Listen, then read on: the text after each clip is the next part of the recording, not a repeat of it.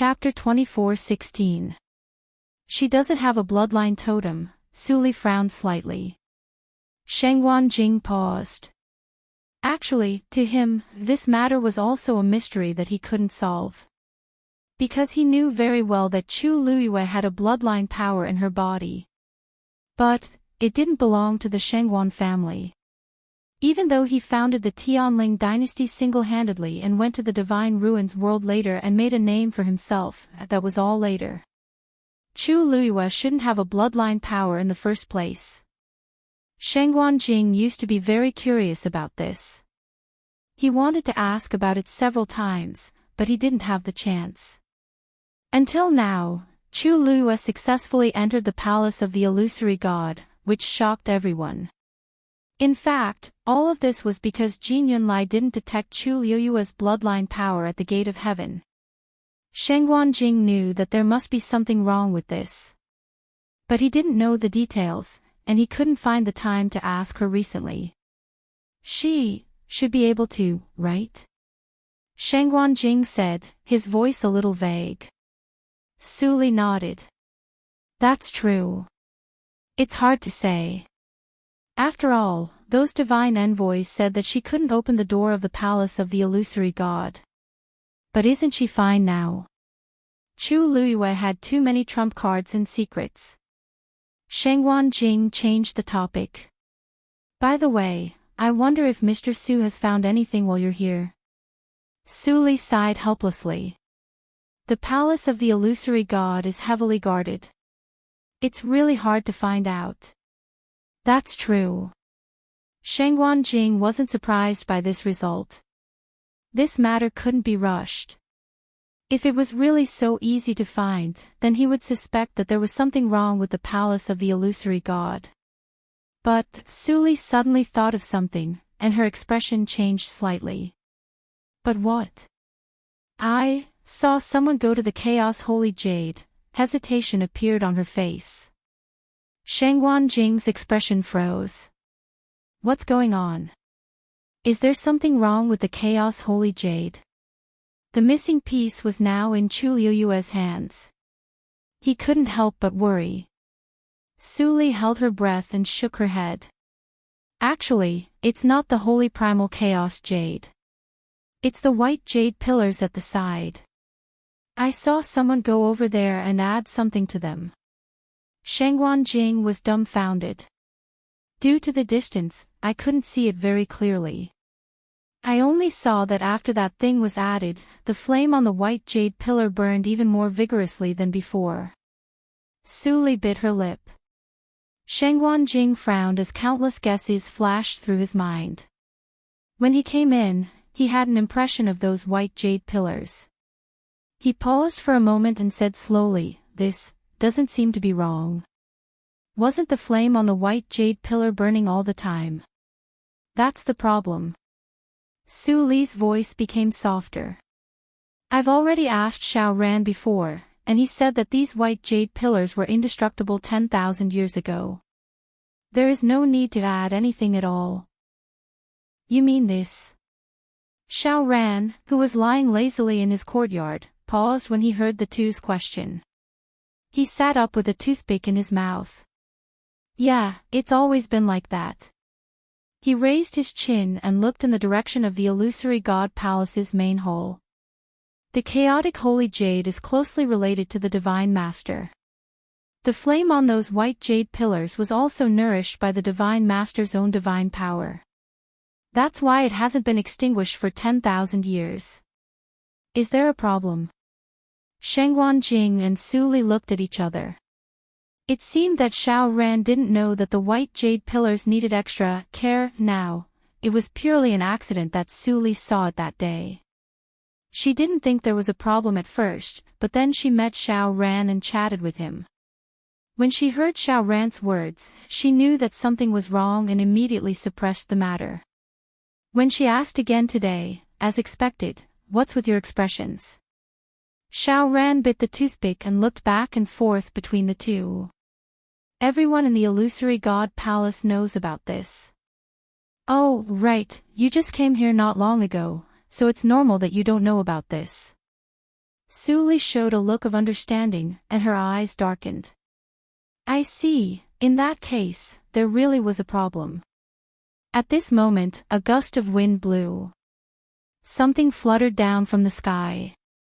Suli looked up curiously and reached out to catch the thing. She was stunned. This was a peach blossom. It was pinkish-white, with pink petals and a swaying stamen. It was just right. Suli was wondering where this thing came from when Xiaoran suddenly stood up and looked at the peach blossom in her hand in shock. How could this be? Suli and Shengwanjing were both puzzled. What's wrong? Is there something wrong? It was just a peach blossom. Although it was a little strange that it appeared here, there didn't seem to be such a big reaction, right? Xiaoran stared at the peach blossom and reached out to take it. Soon, the pinkish-white color on it gradually faded. A wisp of golden and black intertwined. Seeing this change, the expressions of the two beside him changed. This was obviously not a real peach blossom. Xiaoran looked up in a certain direction and frowned. Could it be? Because the gate of heaven is about to close. This was a peach blossom in the abandoned garden. But why would it be blown here? He remembered that Chu Luyue had mentioned this to him before. At that time, he only said not to be too involved with it, but now, it seemed that there was a problem with the abandoned garden. Xiaoran. Suli waved her hand in front of Xiaoran. Only then did he come back to his senses. His expression was still complicated.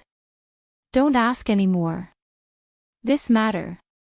Don't mention it again. The two of them exchanged glances. Originally, they wanted to find out more information, but seeing Xiaoran like this, it was obvious that he wouldn't say anything. Okay. Everyone was smart. There was no need to say anything else. Soon, they reached a consensus and stopped talking about this matter.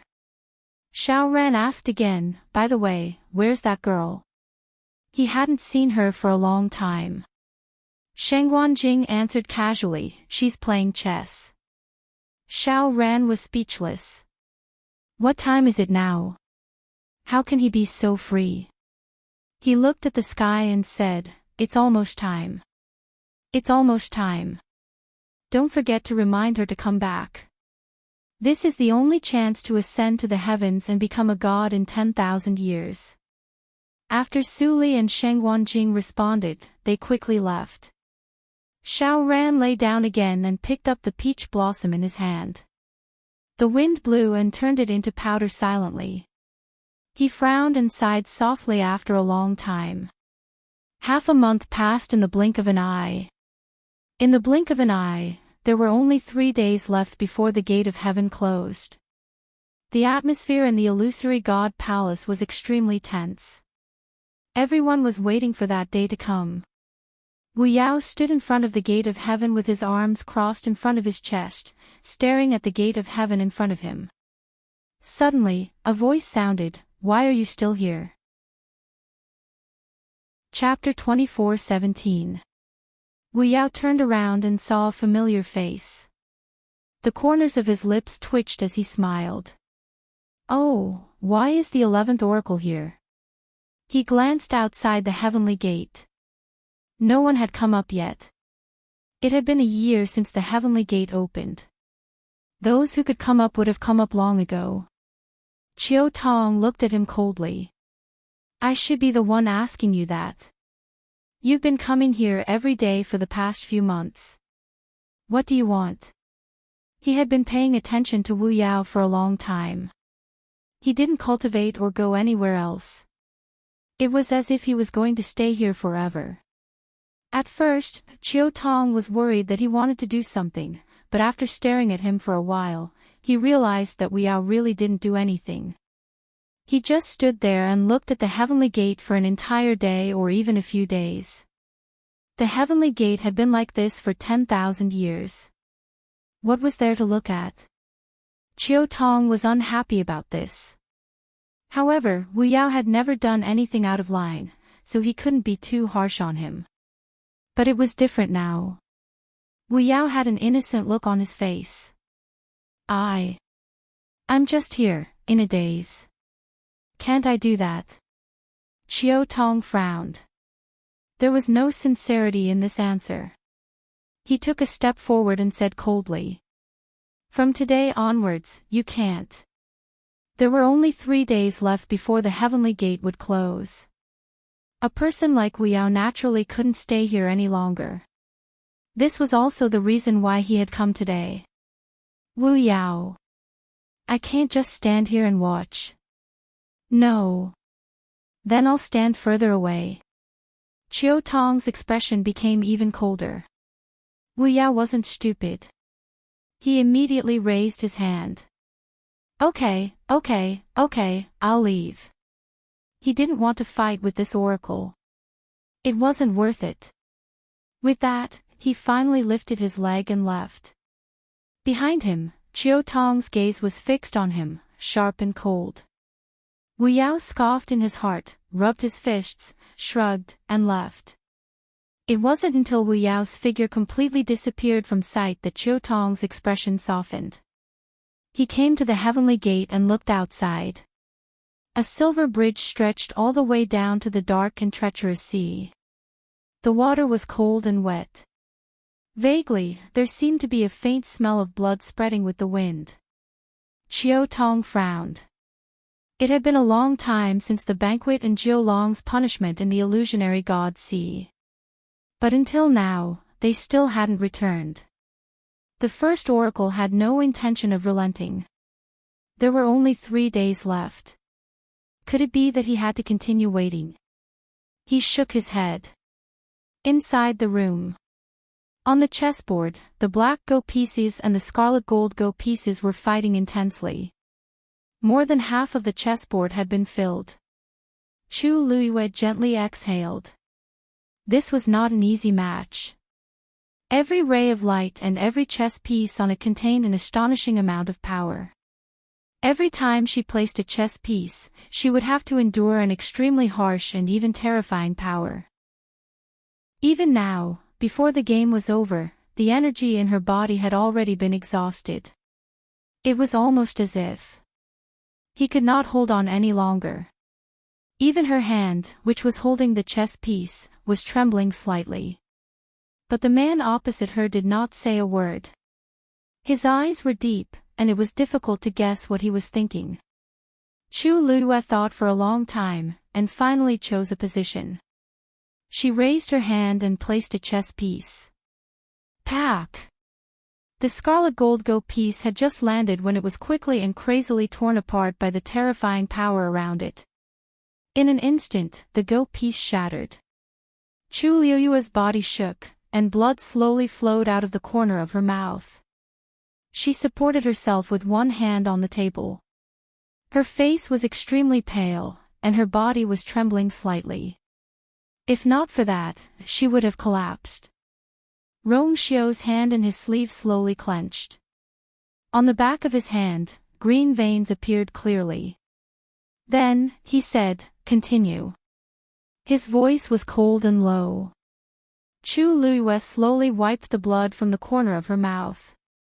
She used all her energy to channel it into her fingertips. Her movements were extremely slow. If anyone else was here, they would definitely see that Chu Luiyue had reached her limit. She was almost unable to lift her hand. But Rong Xiu did not move. He just sat quietly opposite her, waiting patiently. Chu Luiyue gritted her teeth and finally placed another chess piece. Clang! The sound of a zither suddenly rang out from her body. Chu Luiyue's eyebrows twitched. Then, she felt a wave coming from the interspatial ring on her hand. That was, the stones brought back from the god-slaying mound were agitated. She was shocked and opened her eyes slightly. Pack! Rong Xiu opposite her had placed another chess piece. Chu Luiyue looked up and her pupils shrank slightly. The black go piece had almost forced her into a dead end. There was no way to retreat. Another sound of a zither rang out. Chu Luiyue suddenly realized something. This was not the first two pieces of music. This was the last piece of music. She suddenly looked up at Rongxiu. He said, "It's not over yet." In the god-slaying mound. The sky was dark and dark clouds gathered. A rough wind blew across the wilderness, stirring up the sand. Everything was foggy, as if covered with a layer of gauze. It was impossible to see clearly. There was no one here. It was as silent as a huge tomb. Countless broken tombstones were scattered on the ground, full of indescribable desolation and sorrow. The black wall that stood between the heavens and the earth was silent. After a long time, there seemed to be a voice, laughing but not laughing. Finally, this day has come. She had really waited for a long time. Digression, 6:00. Chapter 24:18.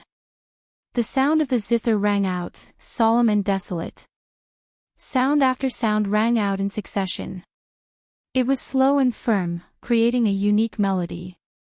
That was the third zither score. At this moment, under the combined effects of many forces, the last piece of the zither score hidden in Chu Luiyue's body began to merge. Every sound fell clearly into her ears, enveloping her. The entire room seemed to be squeezed tight by the sound of the zither. The blood in her body surged rapidly, almost boiling. Chu Luiyue took a deep breath, swallowed the thick blood between her lips and teeth, and continued playing. A layer of dazzling golden barrier surrounded the entire room.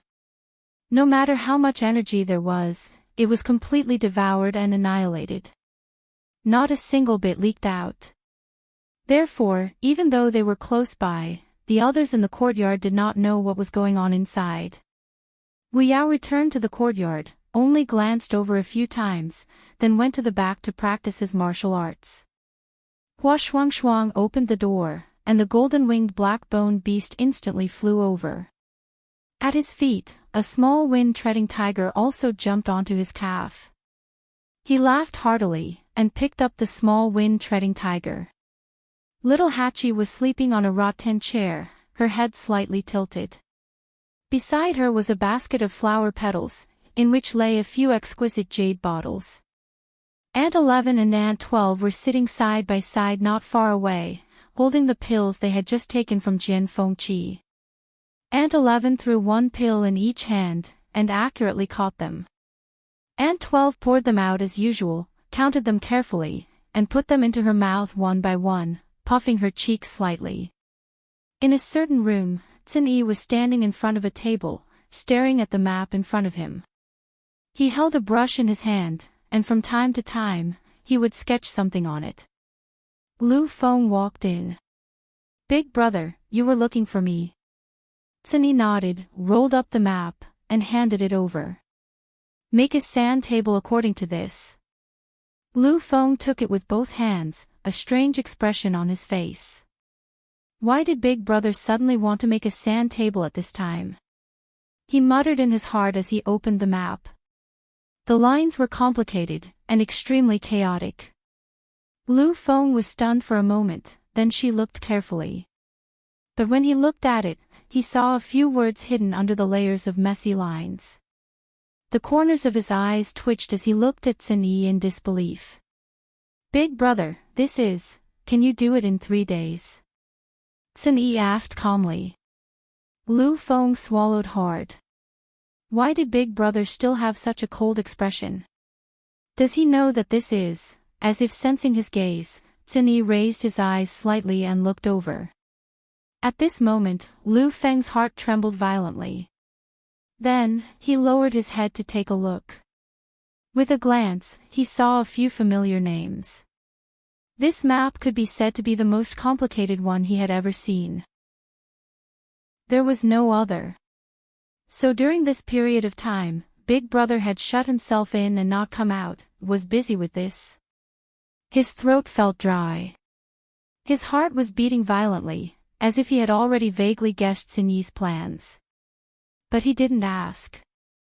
After a short period of silence, he solemnly put away the item and nodded.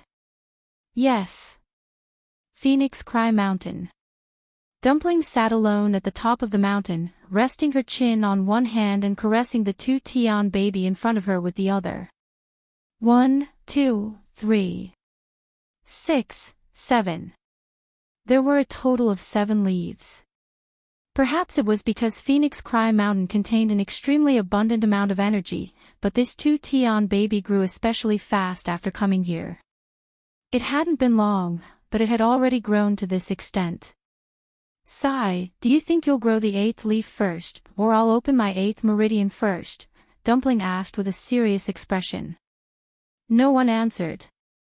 A gentle breeze blew, and the emerald leaves swayed with it. Dumpling sighed and summoned the ancestor's golden feather. Her chubby little hands held the pure gold feather carefully. She stared at it for a while and pouted slightly. Grandpa Clan Leader was still asleep. She had tried many times to wake him up, but there was no progress. Dumpling guessed that she would have to wait until she opened her 9th meridian. She held the ancestor's golden feather and looked at it for a while. Suddenly, a voice sounded.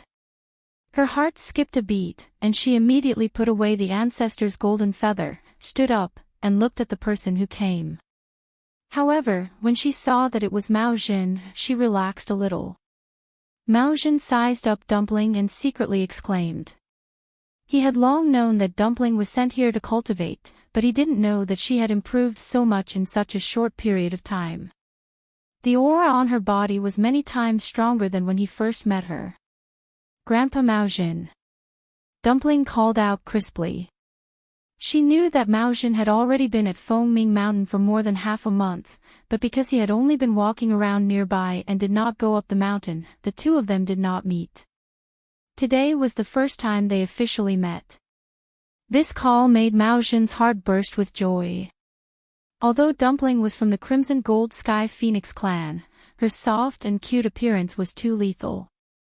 When had Mao Jin ever been called grandfather by such a little kid?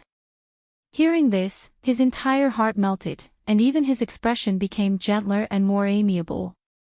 Hey, hey. Good Dumpling. Mao Jin replied, grinning from ear to ear. Dumpling asked curiously, Grandpa Mao Jin, what are you doing here? Speaking of this, Mao Jin's expression became slightly restrained. After a moment, he sighed softly.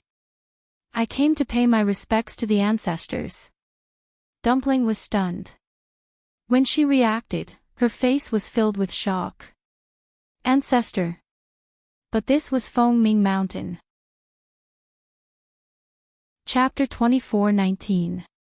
Didn't the second divine envoy say that this used to be Ancestor Yiling's territory?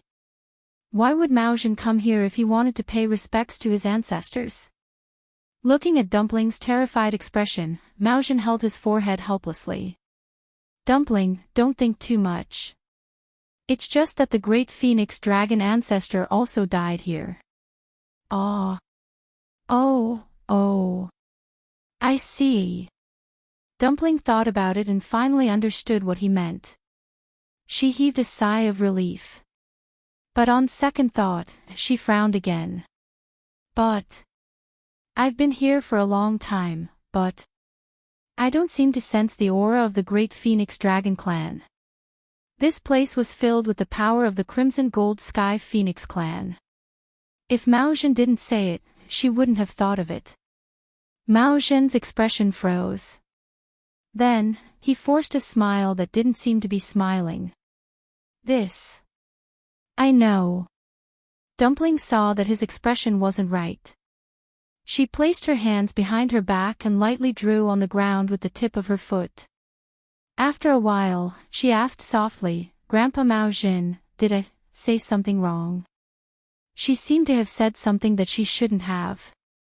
Mao Jin was slightly stunned. Then, he smiled and shook his head. No, it's all in the past. It has nothing to do with you. Don't take it to heart. Dumpling replied with an "oh" and sighed softly. Although she was young, she was smart and sensitive. She sensed that Mao Zhen's emotion seemed to be a little off, so she didn't say anything. Mao Zhen changed the topic. "You're about to open your 8th meridian?" Dumpling blinked and nodded. Yes. There was nothing to hide. After all, her ultimate goal was to open her 9th meridian. Mao Zhen sighed. Very good, he had actually opened his 8th meridian. He originally had the chance to open his 9th meridian. Unfortunately, many things happened back then and it was delayed. It was already very difficult to live again, so he didn't have any extravagant hopes. When he saw Dumpling, he knew very well that she indeed had hopes of opening her 9th meridian. Hearing this answer, he couldn't help but sigh. Dumpling asked curiously. "Grandpa Mao Zhen, how did you get here? That divine envoy was willing to let you in." This was really strange. After all, apart from you, no one else was allowed to casually enter this place. It was the same for the other oracles. Mao Zhen nodded. "Yes, but it's time for me to leave." Dumpling felt a little disappointed. After all, it was too boring for her to stay here alone. After quarreling with Red Demon, it didn't come again. She was the only one left here. Then, "Grandpa Mao Zhen, how is you now?" Dumpling asked nervously. Previously, she had vaguely sensed that something was wrong with Yu's situation, but it was not appropriate for her to go out now. She knew that Yu Qian was keeping a close eye on her. On the surface, there was no contract between her and Yu. If she went now, it would definitely arouse suspicion. Mao Zhen was stunned. "I haven't seen her in a while. But it should be pretty good, right?" She had entered the illusory god palace. No matter what others thought, she was already standing at the very top. There was nothing for her to worry about. Dumpling pursed her lips. She knew that she couldn't get anything out of Mao Zhen. That's good, puff." Suddenly, a subtle sound came from Dumpling's side. She looked down in surprise, and her big grape-like eyes immediately widened. The heaven-wrecking holy seed had actually sprouted an 8th leaf. Just at that moment. Almost at the same time, she felt that there seemed to be a vigorous force in her body that suddenly stirred up a storm. Dumpling was shocked and subconsciously looked in a certain direction. What was going on with Yu? Why did her strength suddenly soar? All that was left in Chu Liuyue's ears was the sound of the zither. The tune seemed to come from a very distant time and space, but it also seemed to fly up from the deepest corner of her body. One song, one sound.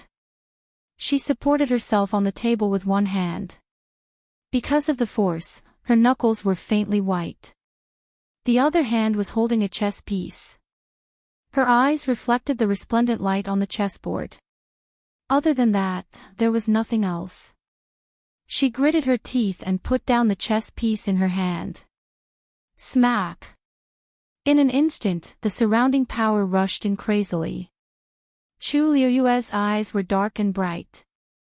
She stared without blinking. She had almost exhausted all the strength in her body and was now in a state of overdraft. She was purely relying on the last of her willpower to hold on. However, in the unseen world, every time she thought that she was going to die, there would always be a surge of power in her body. That was the power that had been accumulated in various parts of her body over the years. It could be seen that she was now forced into a desperate situation. In such a desperate situation, she could only fight back. However, from the beginning to the end, the gorgeous water droplet in her dantian did not produce any waves. If she had the support of this power, she would not have been so cruel. But there was none. Therefore, Chu Liyue could only desperately search for the remaining power in her body and piece together the third zither score bit by bit. Waves of exhaustion rushed in, and the sound of the zither almost broke her eardrums. Only in her dantian, the first two zither scores that had been fused were still silent and did not give any response. Only that dazzling radiance quietly flickered. Illusory God Palace. Creak. The door opened and a tall figure walked out of the room. He was wearing a gray-blue brocade robe. His steps were calm and his temperament was calm. He was walking towards the main hall of the Illusory God Palace. Digression, God, why do I feel like I'm taking a big step towards the end? I don't want to whimper. Chapter 24:20. It was quiet all around. Only a gentle breeze blew, lifting up the corner of his clothes. His eyes were calm and indifferent. No emotions could be seen. Soon, he arrived in front of the main hall and stood still. In front of him, there were 9 flights of stairs. He lifted his foot and went up. When he arrived in front of the main hall, a heavy pressure shrouded him. He pushed the door open and entered. He stopped in the middle of the hall, held his breath, and bowed his head. First Messenger Mu Qinghe greets the Divine Master. There was no one in the hall. Countless lights on the surrounding walls flickered. After a long time, a low and hoarse voice finally sounded from the hall. The gate of heaven, close. Mu Qinghe said respectfully. Yes, Divine Master. After that, he turned around and went outside the hall again. But this time, a heavy and majestic bronze bell appeared in the air in front of the main hall of the palace of the illusory god. He came in front of the bronze bell, and a ray of divine power flew out and hit it hard. Dong, the boundless and distant sound of the bell reverberated throughout the world. At this moment, all the creatures in every corner of the palace of the illusory god heard the sound of the bell. Herb Mountain. Xu Jing looked at the boundary with a faint green light not far in front of her and frowned. Hearing the sound of the bell, she suddenly raised her head and looked in the direction of the palace of the illusory god. The first messenger finally came in person and closed the door by ringing the bell. Then, she took a deep breath and headed in the direction of the palace of the illusory god. Only the celestial physician who was collecting herbs or practicing alchemy on the mountain peak in the distance looked up. They were nervous, excited, and uneasy. Lightning pool. A huge seal froze the lightning pool. It was silent. But looking down from the sky, one could still see the countless lightning pool that seemed to have frozen. Silver and gold intertwined, revealing a cold light. Mu Dongyu fixed her gaze, and then her figure flashed and disappeared from the sky above the lightning pool. At this moment, on the shore of the lightning pool, a tall figure stood quietly. It was Shijing. He stood on top of a black reef, holding a hammer in one hand and a fist in the other. His muscles bulged from head to toe, as if they contained endless power. And in front of him, the lightning pool was like a thick layer of ice, unmoving. Hearing the sound of the bell, Qi Han's expression froze, and he looked up. His face was colder than usual, and the scar on his face made him look even more severe. No one knew what he was thinking, but a dark color surged in his eyes, making it hard to fathom. The sound of the bell also spread to the courtyards of the illusory god palace. 12 Nyang stopped chewing, but half of her cheeks were still bulging. She looked up curiously. Who is ringing the bell? She asked in a small voice. Aunt 11 looked in the direction of the voice and squinted her eyes. Then, she raised her head and poured all the remaining pills into her mouth. This movement startled Aunt 12. Sister, why are you eating in such a hurry? Aunt 11 wiped her mouth and gave a concise explanation. The divine gate is about to close. I'm afraid a storm is about to come. Aunt 12 heard this and subconsciously clenched the remaining pills in her hand. She asked nervously. Will that affect us?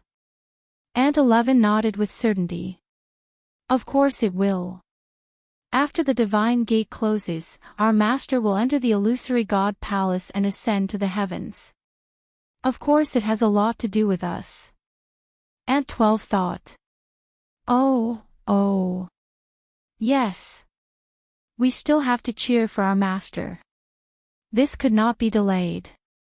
Thinking of this, she looked back. The door to that room was still tightly shut.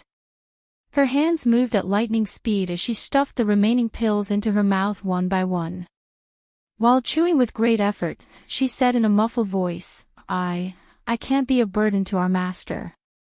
Mu Hongyu stood in front of the door, frowning slightly. This day had finally come, but there was still no progress on her master's side.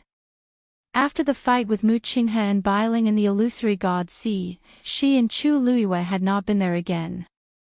The other party was very strict. Even if she was now in the Mahayana realm, she could not do anything. During this period, Mu Hongyu had thought of many ways in private, but unfortunately, they were useless. They said that Diwu Zhangze was a traitor of the illusory god palace, so he would never be released. Anyone would treat a traitor like this, but how did he become a traitor of the illusory god palace? What exactly happened back then? Hey, Hongyu! A familiar voice came. Mu Hongyu turned and saw Jian Fengqi walking out of the room, half leaning on the door frame, his posture lazy. Can we discuss something? Mu Hongyu raised her eyebrows. What? What was there to discuss between them? Jian Fengqi raised his chin, his peach blossom eyes glittering. Haven't you broken through the Mahayana realm now? Then, take me to the illusory god palace, how about it? Mu Hongyu snorted. Do you really think it's so easy to enter that place?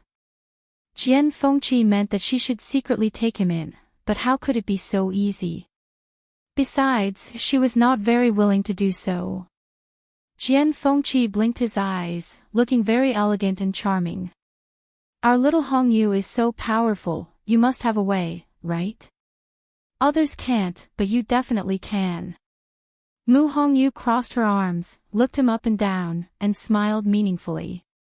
Don't you have a good personal relationship with the first oracle? Why don't you go to him yourself? Isn't it better to go in openly than sneaking in? Jian Fengqi's expression froze.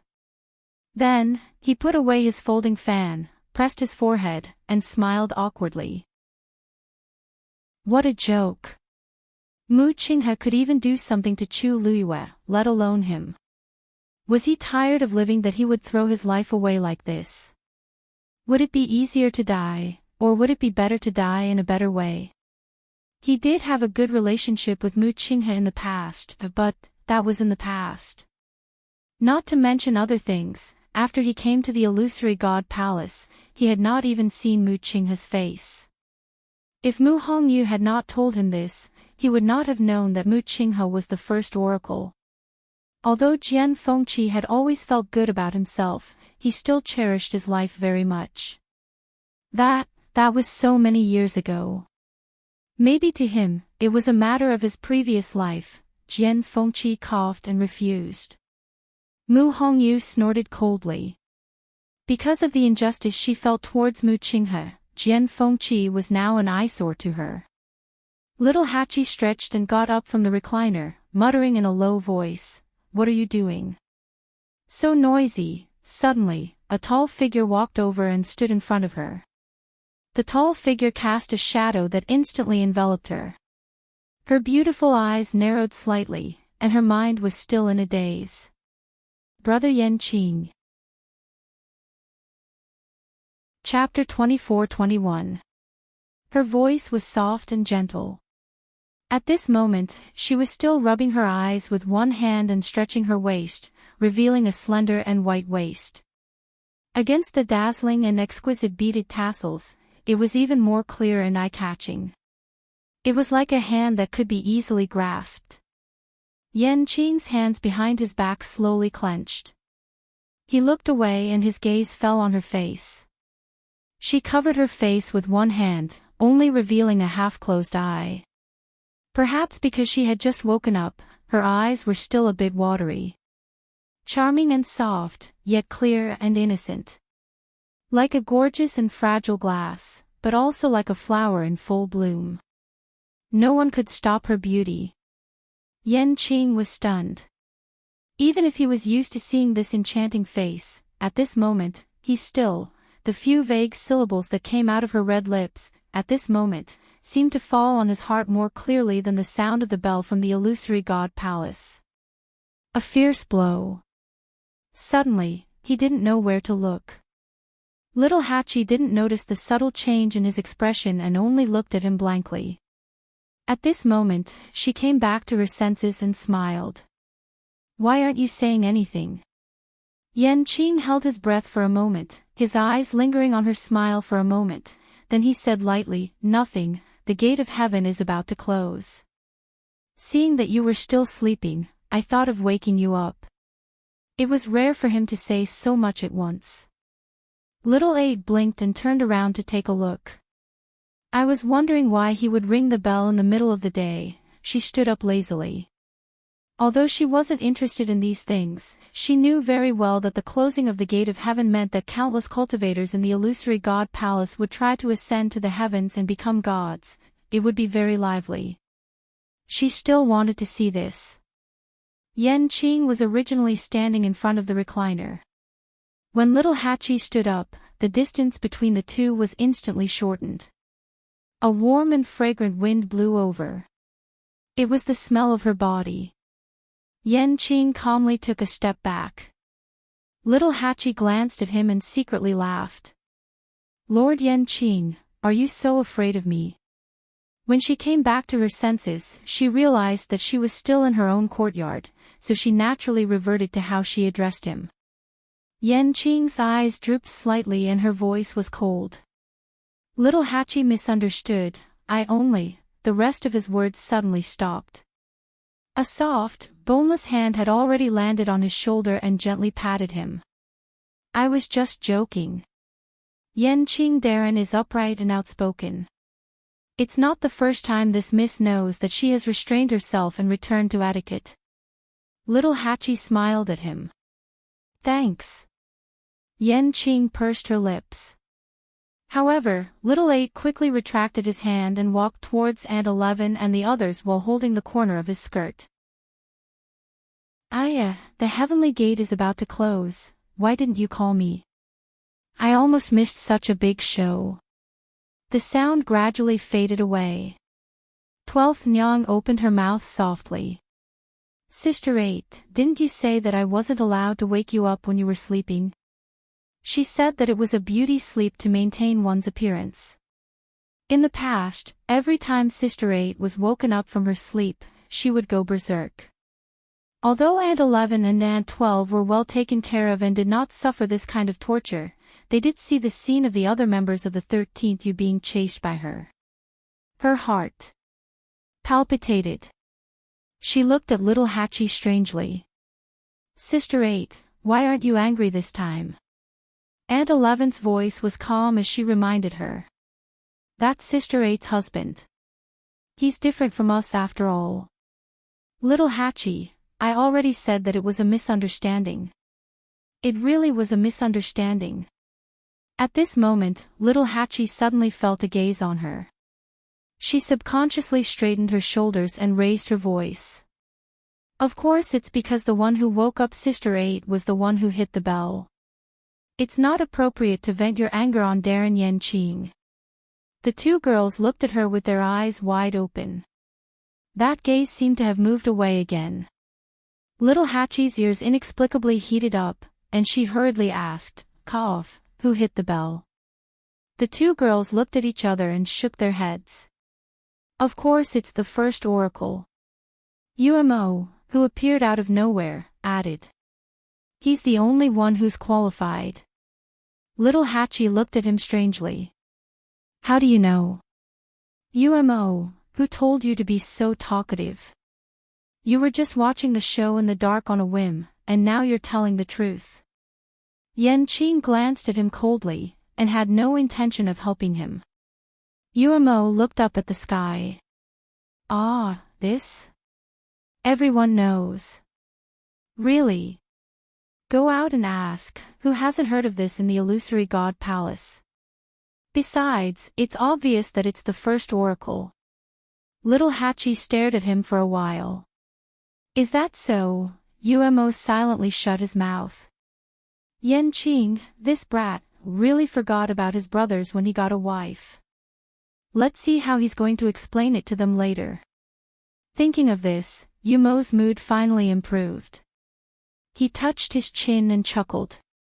Why haven't Master and His Highness Saint come out yet? Aunt 11 asked. Her voice immediately broke Umo's fantasy. The corner of his mouth twitched, and he turned around to look. It seems that Master's situation isn't any better. Dong, the sound of the bell came from afar and fell into her ears. Chu Liuyue's heart trembled. At this moment, a ray of light flashed through her mind. She almost couldn't control herself and placed the last piece. Clap. Clang. The fragmented sounds of the zither had finally connected completely. The third zither music score, complete reunion. A gorgeous water droplet appeared in her dantian. Compared to the previous one, this one was much smaller.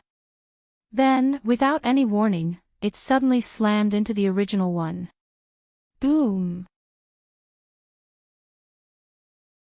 Chapter 24-22. Chu Liuyue's mind buzzed, and she momentarily blanked out. However, she soon realized that the situation was different from what she had expected.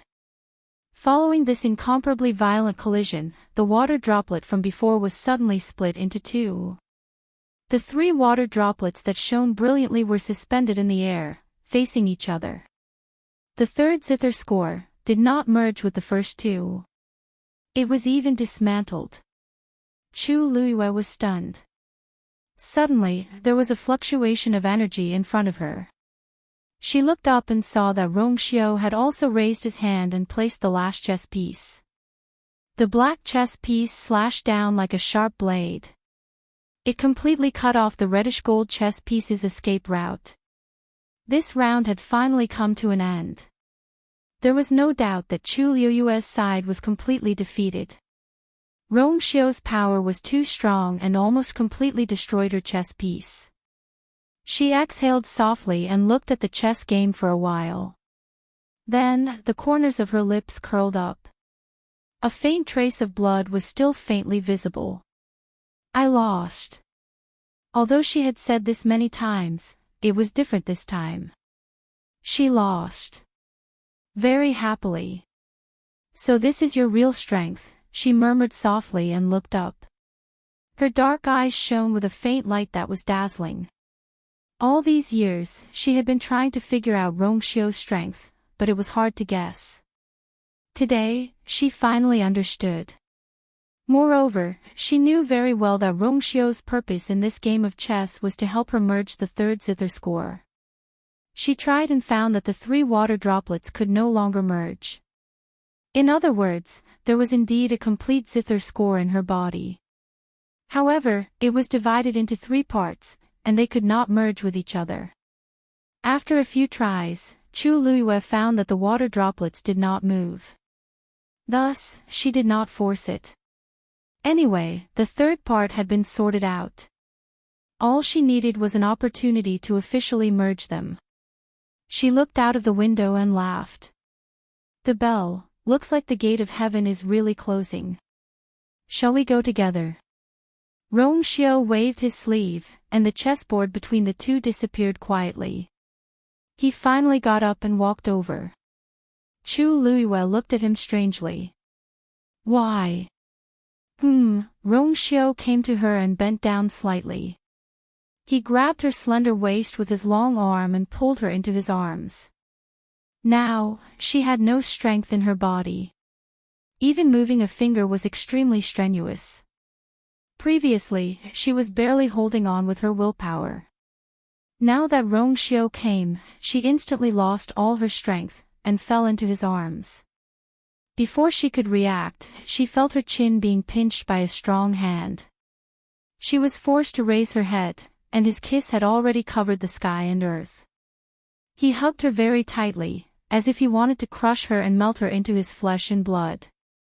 It was the same with his kiss. It was as if there was a trace of almost uncontrollable madness. The taste of blood in his mouth caused him to tighten his grip. Then, he moved the hand that was holding her chin down and held her hand.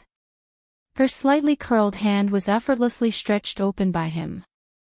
His well-defined and powerful fingers passed through the gaps between her fingers and intertwined with hers. Then, Chu Luiyue felt a warm and powerful force enter her body through her palm. She moved, as if she wanted to say something. But he held her even tighter. Chu Luiyue was a little confused. Although she had lost more than half of her strength, now that the Guqin score was in her body, she only needed to recuperate for a while to recover. But Rongxiu, she rarely saw him like this. No, or rather, she had never seen it before. It was as if he was desperately trying to hold on to something, with some kind of suppressed emotion that was about to burst out. Her heart suddenly ached. She raised her head slightly and licked his lips in response. She snuggled tightly in his arms. Even if her bones were about to be crushed by this force, she still wanted to give him more. Rongxiu. Rong. Xiu. Her syllables were blurred between her lips and teeth, broken and overflowing. I am, she said in a low and firm voice. This voice seemed to have finally woken Rongxiu up. His movements slowed down and became much gentler. He finally let her go and kissed her lips gently, between her eyebrows and the top of her head. A low and slightly hoarse voice came from the top of her head. You, wait for me in the illusory god palace. Chu Luiyue's body was still a little weak. She held his arm and leaned on his firm and warm chest. Her nose was very familiar with the cold fragrance that made her feel at ease. She was a little confused, but she remembered that Rongxiu had said before that he would go to the illusory god palace with her, so she nodded. Okay. I'll wait for you. Creak, the door was open from the inside. Everyone in the courtyard raised their eyes and looked over. Chu Luiyue's figure came into view. Little Hachi was happy at first, then looked behind her and asked curiously. Master, where is His Highness the Holy Sun? Not coming. With that person's strength, it didn't seem difficult for him to enter the illusory god palace. Chu Luiyue said, he's a little late. Let's go first. Perhaps it was because of the nourishment of Rongxiu's power, her body had almost recovered in this short period of time. Her face and lips were originally very pale, but after being held in his arms for a while before coming out, it was basically not too obvious. So no one could see anything wrong with her. Chu Luiyue turned around and closed the door. From the corner of her eyes, she saw Rongxiu standing in the room, quietly looking at her. The light from outside came in, reflecting half of his face in light and half in darkness. Half was immersed in the bright light, half was immersed in the cold. Like the intersection of light and darkness. Untouchable. Digression, 60 clock. Chapter 24-23. Creak, bang. The sound of a door closing could be heard from afar. Chu Luiyue's heart shook as she looked back. Looking from afar, the divine heavenly gate that was shining brilliantly was slowly closing. At the same time, countless figures were heading towards the palace of the illusory god. The wind was blowing and the clouds were surging. Chu Luiyue slowly exhaled. To the palace of the illusory god. Those who were qualified to enter the palace of the illusory god were actually very few. But this didn't stop the cultivators from all over the palace of the illusory god from heading there. This kind of opportunity only came once every 10,000 years. Even if they couldn't participate, just looking at it from afar might be able to greatly improve their cultivation. As such, all of the cultivators present continued onward without hesitation. Chu Liuyue's steps were light and slow, neither fast nor slow. On the one hand, she wasn't in a hurry. On the other hand, she was still recovering her strength. The surrounding heaven and earth energy surged into her body silently, nourishing every inch of her flesh, blood, tendons, and bones. But the 3 parts of the zither score still showed no signs of merging. Behind her, Mu Hongyu and the others followed. On the way, they met many people who were obviously heading towards the palace of the illusory god. All kinds of gazes fell on Chu Liyue and the others. Envy, jealousy, respect, unease, everyone knew that not only Chu Liyue herself, but also the people around her, had obtained the qualification to enter the palace of the illusory god. How could they not think? At first, no one took her and the people around her who didn't have bloodline power seriously, but now, Chu Liyue turned a blind eye to these gazes and just calmly walked forward. They quickly arrived at the gate of the palace of the illusory god. At this time, the 5th divine envoy, Ruan Jianfeng, was guarding the gate. The originally tightly shut door was now wide open. Many people had already gathered in front of the gate. Seeing Chu Liyue and the others arrive, the crowd automatically parted to make a path. Chu Liyue stepped in. Mu Hongyu followed behind her. The rest of the people stayed behind. Watching Chu Liyue and Mu Hongyu walk in, little Hachi crossed her arms and sighed.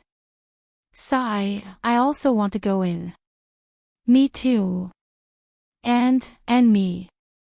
2 voices sounded at the same time. Little Hachi stared blankly at Aunt 11 and Aunt 12 who were standing side by side behind her. At this moment, the 2 girls were staring at the illusory god palace in front of them. If it wasn't for Ruan Jianfeng guarding the door, the 2 of them would have already rushed in.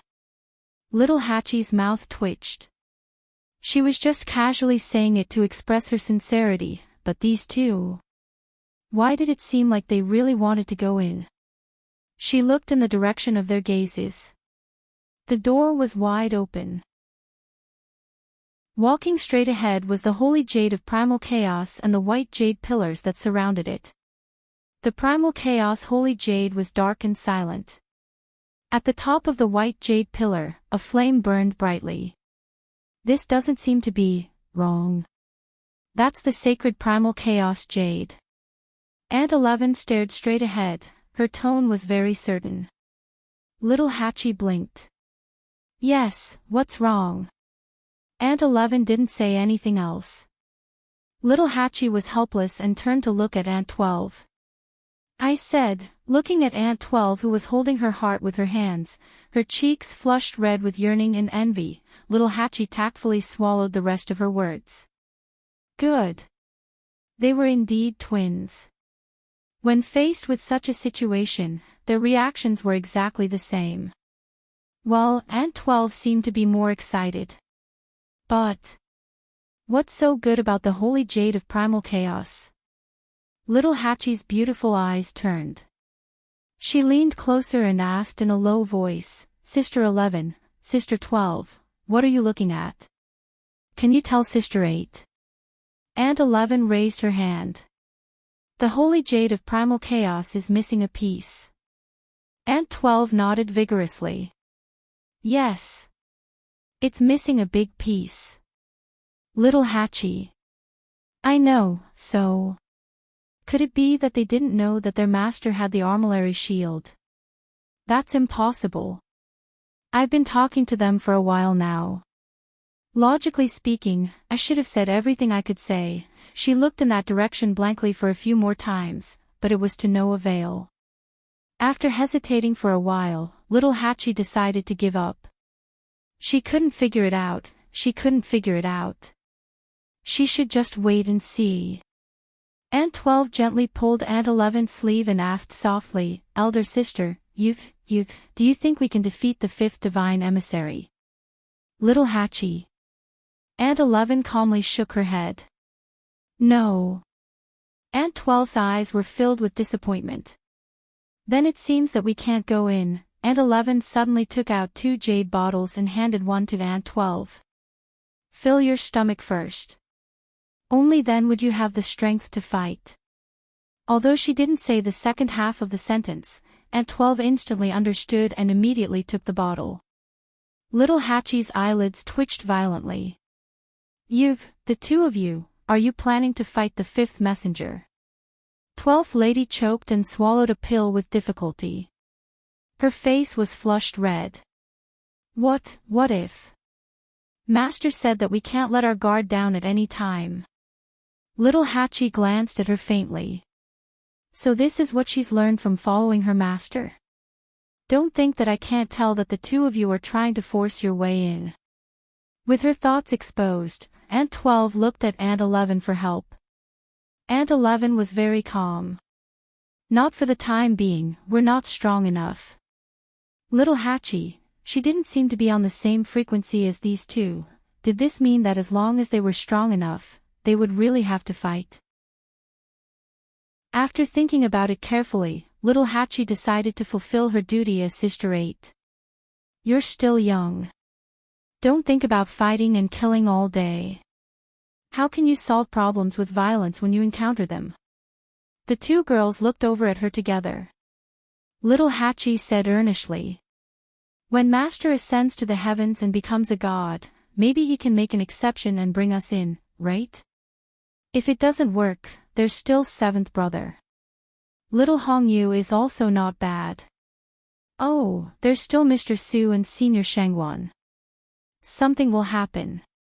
Aunt 11 held her breath and nodded seriously. Eighth sister, you're right. A shy smile appeared on Aunt 12's face. Then, does this mean that we just have to wait here? Little Hatchie nodded elegantly. Of course. Chapter 24-24. More and more people gathered outside the gate of the illusory god palace. No one knew that the courtyard, which was bustling with noise and excitement just now, had already quieted down. A few figures quietly left. After Chu Luyue entered, she quickly met Su Li and Shengwan Jing, who came to welcome her. Little you're finally here. Su Li quickly stepped forward. I was worried that you would be delayed because of the chess game with the saint. Chu Luyue smiled and raised her gaze, looking in the direction of the main hall of the illusory god palace. There, on the 9th step, a familiar figure was quietly standing there. Beside him, there was a huge bronze bell. Obviously, the sound of the bell just now came from there. She slowly said, the first divine envoy personally came out to ring the bell and close the door. Such a big movement, there should be no one in the entire illusory god palace who doesn't know about it, right? Why would there be a delay? Shengwan Jing looked at her with a complicated expression. He wanted to say something, but in the end, he swallowed his words. After hearing the bell, he came out to take a look and saw that the first divine envoy was originally, he didn't dare to believe it, but looking at Chu Luyue's reaction, there was no doubt. Moreover, she seemed to have known about it long ago. Su Li noticed that there was something wrong with her expression and attitude. It was a little strange. Little you, what happened to you? She followed Chu Luyue's gaze. She didn't know if it was an illusion, but she felt that the way Chu Luyue looked at the first divine envoy was as if she was looking at a very familiar person. She paused and said hesitantly, You know the first divine envoy. Su Li had never seen Mu Qinghe before, so she didn't know much about Chu Luyue's past in Tianling. Naturally, she didn't understand the current situation. Chu Luyue gently raised the corner of her lips and said, How could it be? That's the first divine envoy. Shengwan Jing sighed softly. Su Li's gaze moved between the two of them, and she was a little confused. At this moment, a casual voice with a smile sounded. Little you're finally willing to come. Chu Luyue's gaze shifted slightly, and the smile on his lips deepened. Senior Xiao Ran.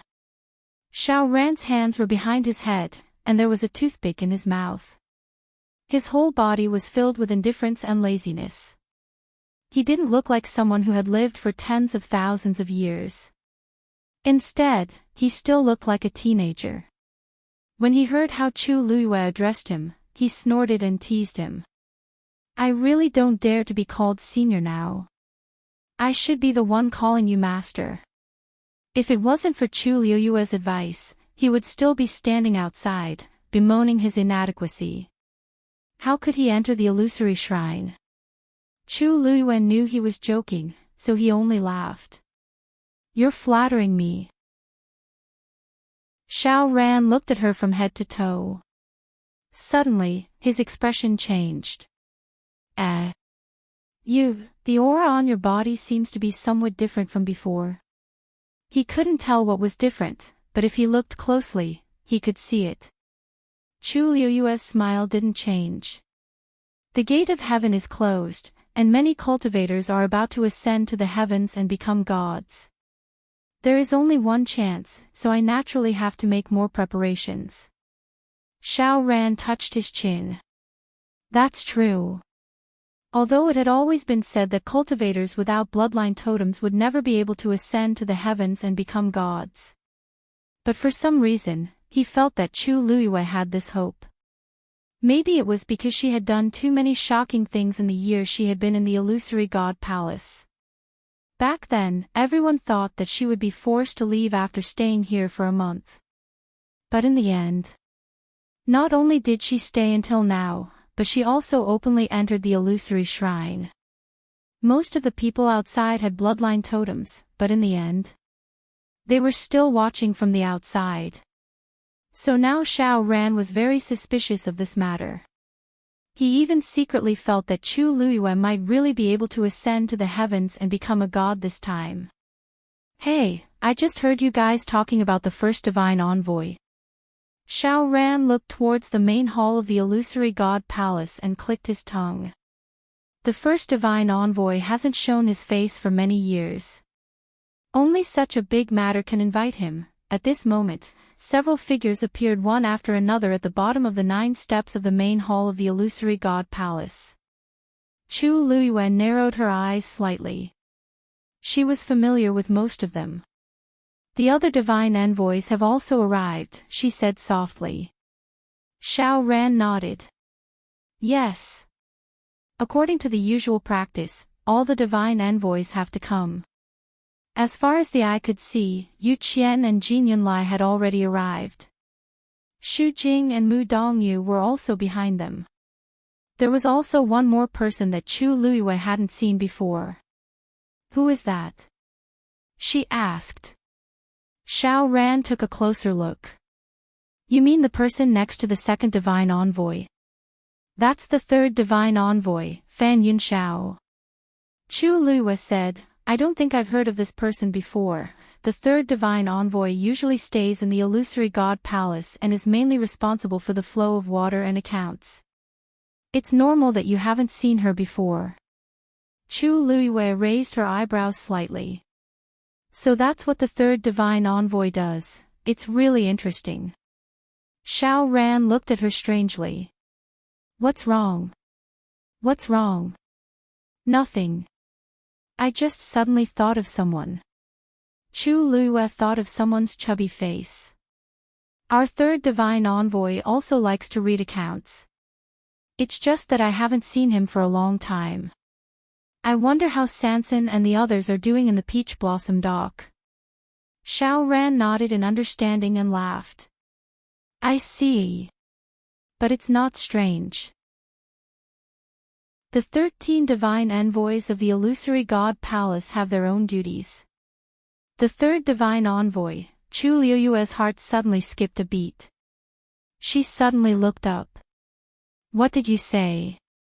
The illusory god palace has 13 divine envoys. Chapter 24-25. Her reaction made Xiao Ran feel strange. Yeah. Didn't I mention it to you before? He scratched his head. Oh, it's mainly because everyone in the Illusion God Palace knows about it, so I might have forgotten to tell you. Why? Is there something wrong? Chu Liyue frowned slightly, but her heart was in turmoil. She knew that there were several god envoys in the Illusion God Palace, each with different duties, but she never thought that there would be 13 of them. How could it be so coincidental? Her 13 guard, also 13 of them. Something flashed across Chu Liyue's mind. She wanted to grab hold of it, but it was too late when she reacted. No, nothing, she murmured and shook her head. She lowered her eyes slightly, hiding the emotions in her eyes. How could it be? Maybe, she was thinking too much. The 13 guard had been with her since she was young. They had accompanied her for more than 10 years. During this period, they had experienced many things together, even crossing life and death. No one knew the 13 guard better than her. But the 13 god envoys of the Illusion God Palace were powerful existences that had been here for more than 10,000 years. The difference was like heaven and earth. It should be a coincidence. Xiao Ran reached out and waved his hand in front of her eyes. Are you really okay? She didn't look like one at all. Chu Liyue looked up. Her expression had returned to normal, and she smiled faintly. I'm really fine. I just remembered that the 13 guard following me is also 13 people, so I thought it was a bit coincidental. Oh, is that so? Xiao Ran finally understood. That's true. But it seems that not all of your subordinates are here. Chu Liyue nodded. A few of them stayed, at home. Peach Blossom Cove was indeed her home to a certain extent. I see. But it's a bit of a pity. Xiao Ran said with interest. I saw that the few of them that came to the Illusion God Palace are all very talented and have excellent performances. Not to mention others, just that Qi Han alone comprehended all the Xian formations on the Star Passage not long after him and successfully entered the Illusion God Palace. When Xiao Ran heard about this, his heart was filled with jealousy. It was one thing for Chu Liyue to be a pervert, but even his subordinates were so savage.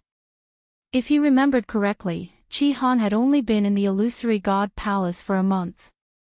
Compared to him, who had spent 10,000 years to finally understand the final profound formation under Chu Liyue's unintentional guidance, the other party had won far too easily. Besides Qi Han, her remaining subordinates were not to be underestimated either. Even if they didn't have a bloodline totem. Therefore, Xiao Ran's praise was sincere. Chu Liyue's lips curved up. They are indeed very outstanding. The first divine envoy rang the bell and closed the door. The remaining divine envoys were also summoned and gathered at the plaza in front of the Illusory God Palace. Looking at the figure standing at the top of the 9 steps, the divine envoys bowed respectfully when they arrived. Greetings, First Oracle. Mu Qinghe's expression was indifferent and calm. She stood with her hands behind her back. The other divine envoys weren't surprised by her reaction. The First Oracle's status had transcended, and she was the strongest person under the Divine Master. Naturally, she was different from them. However, a few people looked at the Yu Qian without batting an eyelid. All these years, the First Oracle had been in seclusion. Almost all the matters of the Illusory God Palace were handled by the Second Oracle. Many people secretly guessed that the Divine Master had given him power on purpose. It was also because of this that the Yu Qian's reputation and power had been rising all these years. Many people treated him no differently from the First Oracle. Who knew that when the Heavenly Gate was about to close, the First Oracle would suddenly make a move? He didn't even leave the courtyard and taught the Yu Qian a great lesson. He made him kneel outside the door for 3 days and 3 nights. This slap was loud and clear. Although the people outside didn't know, the people in the Illusory God Palace were very clear about it. Who wouldn't be shocked? With this kneel, all the hard work the Yu Qian had done for the past few years was scattered. It also destroyed the fame and power he had painstakingly built up. The second oracle couldn't surpass the first oracle after all. This made many people who were eager to make a move suppress their restless thoughts. They didn't dare to have any other thoughts. Even if the first oracle hadn't appeared for many years, she was still an existence that couldn't be provoked in the illusory god palace except for the divine master. The Yu Qian naturally noticed the gazes around him. He was a little impatient and frustrated, but he didn't show it on his face. The previous incident had already happened. The only thing he could do now was to try his best to cover it up. However, when he looked at the tall and straight grayish-blue figure above him, he couldn't help but grit his teeth. So many years of hard work, all went down the drain because of one sentence. Let alone the Yu Qian, even if it was anyone else, they wouldn't be able to let it go easily. But Mu Qinghe was the first oracle. She had the divine master behind her. Thinking of this, the Yu Qian retracted his gaze. He looked around and frowned slightly. Why aren't Zhou Long and Shi Yan back yet? As soon as he said this, all the oracles quieted down. After a while, Jin Yunlai said, "Didn't the emperor punish them to the illusory god ocean?" Actually, they had all heard about this matter, but they didn't know what exactly was going on. Offend? How did they offend her? The two of them were sent by the first oracle to find the third score, but in the end, they didn't find it. Instead, they came back with their tails between their legs and were punished to the illusory god ocean. No one knew what happened in between. Shu Jing suddenly thought of something. He looked in a certain direction and said indifferently, "Maybe we should ask the Shengguanyu about this matter." The fact that the first two scores had recognized her as the owner was now an open secret among the oracles. Because of this, they couldn't do anything to her now. However, they had waited until today. Shu Jing suddenly smiled. The heavenly gate is closed, and all the cultivators have ascended to the heavens and become gods. This time, she should be returning the score to the illusory god palace in its entirety, right? No one said anything, but their expressions showed that they agreed. After all, it belonged to the illusory god palace. How could it always fall into the hands of others? This was the best time to get the music score back. Fan Yunxiao heard this and looked curiously in the direction of his gaze. "Are you talking about that woman in red?" He had never seen Chu Luyue before. Shu Jing nodded. "Yes." Fan Yunxiao narrowed her eyes. "I'm afraid she won't agree if we ask for it directly, right? After all, it was a supreme treasure. She had been in the illusory god palace for so long and hadn't returned it. Would she be willing this time?" Shu Jing laughed. "It's not up to her." Chapter 24-26. Fan Yunxiao laughed. "That's true." During this period of time, Chu Luyue had become famous in the illusory god palace. She had even completed the star path and entered the illusory god palace. But her status was there for all to see. She had no choice in many things and could only accept them. Forget it. As for the zither score and her matters, the Divine Master and the first Divine Envoy will take care of them in the future. We don't have to worry too much. Shu Jing glanced at Fan Yunxiao. Now, we have other more important things to do. The so-called more important things were naturally supervising the many cultivators to ascend to the heavens and become gods. Third Divine Envoy, do you have the list? Fan Yunxiao's expression froze. I do, but it's not all. These words were tactful. Before ascending to the heavens and becoming gods, the divine envoys gathered together in the illusory god palace to have a clear understanding of the overall situation. Who had how many top-notch medicinal herbs in their hands and whether they could successfully break through to the medical sage realm in the end. Who had the precious materials and whether they could take the opportunity to refine a sacred artifact. There were also many secret arts and techniques. To a large extent, these contents determined whether a cultivator had the possibility of ascending to the heavens and becoming gods. Even though they couldn't be completely sure, as divine envoys, they had to have some idea of these things.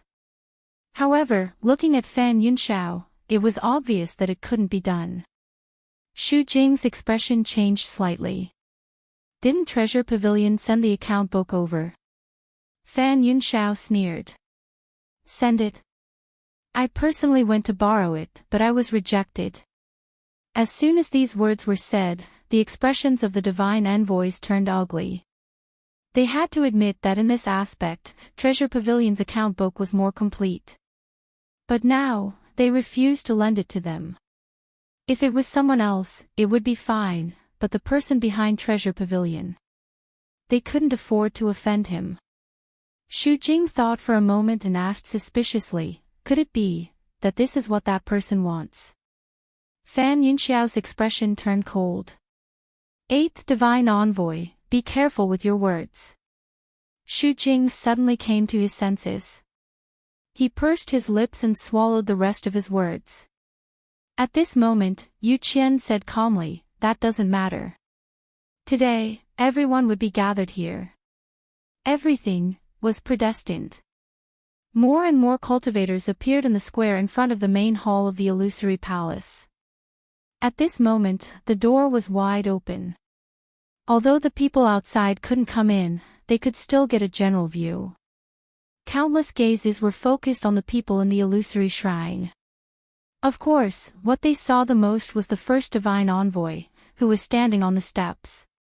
After all, he was the most mysterious one.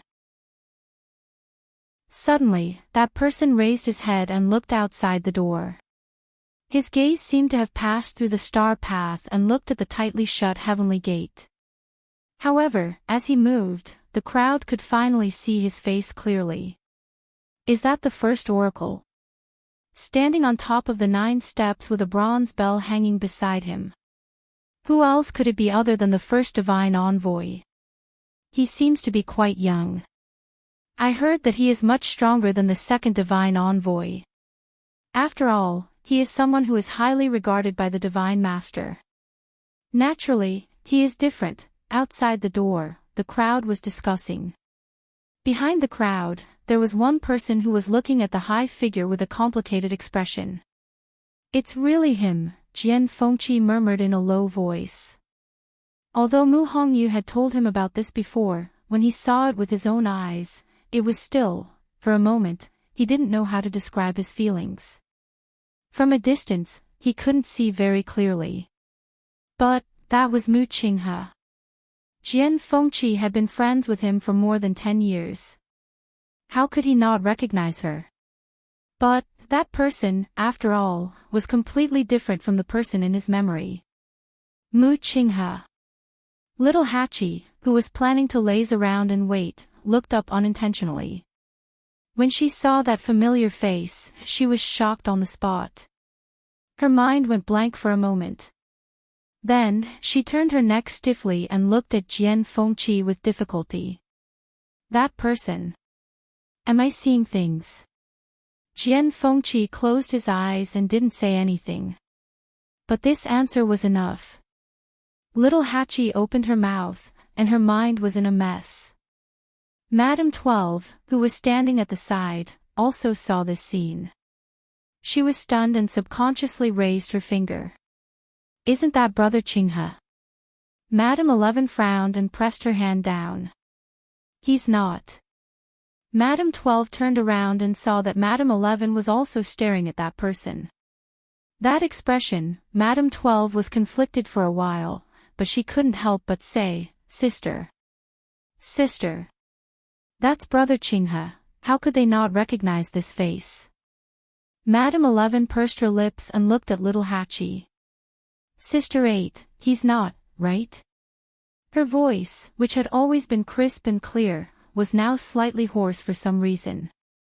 Who was Mu Qinghe? He was someone who had followed Master for many years, just like the 13 Yu guards. In fact, compared to the 13 new guards, Master had spent more time with him and was more attentive. Mu Qinghe was in the light, while the 13 new guards were in the dark. Everyone had their own duties. In the past, Madame 11 and Madame 12 often went to play with Hong Yao and Dumpling, so they were closer to Mu Qinghe. At that time, Dumpling even called him Little Nine. But later, he and the 13 new guards parted ways. Although no one had said it explicitly, Madame 11 and Madame 12 knew some things, including Mu Qinghe's betrayal and his death. But now, he actually appeared just like that. And he was the first oracle. Little Hachi was also stunned. She stuttered, which was rare. It's him. Jian Fengqi pressed between his eyebrows, feeling a headache. Only Chu Luiyue and Mu Hongyu knew about this before.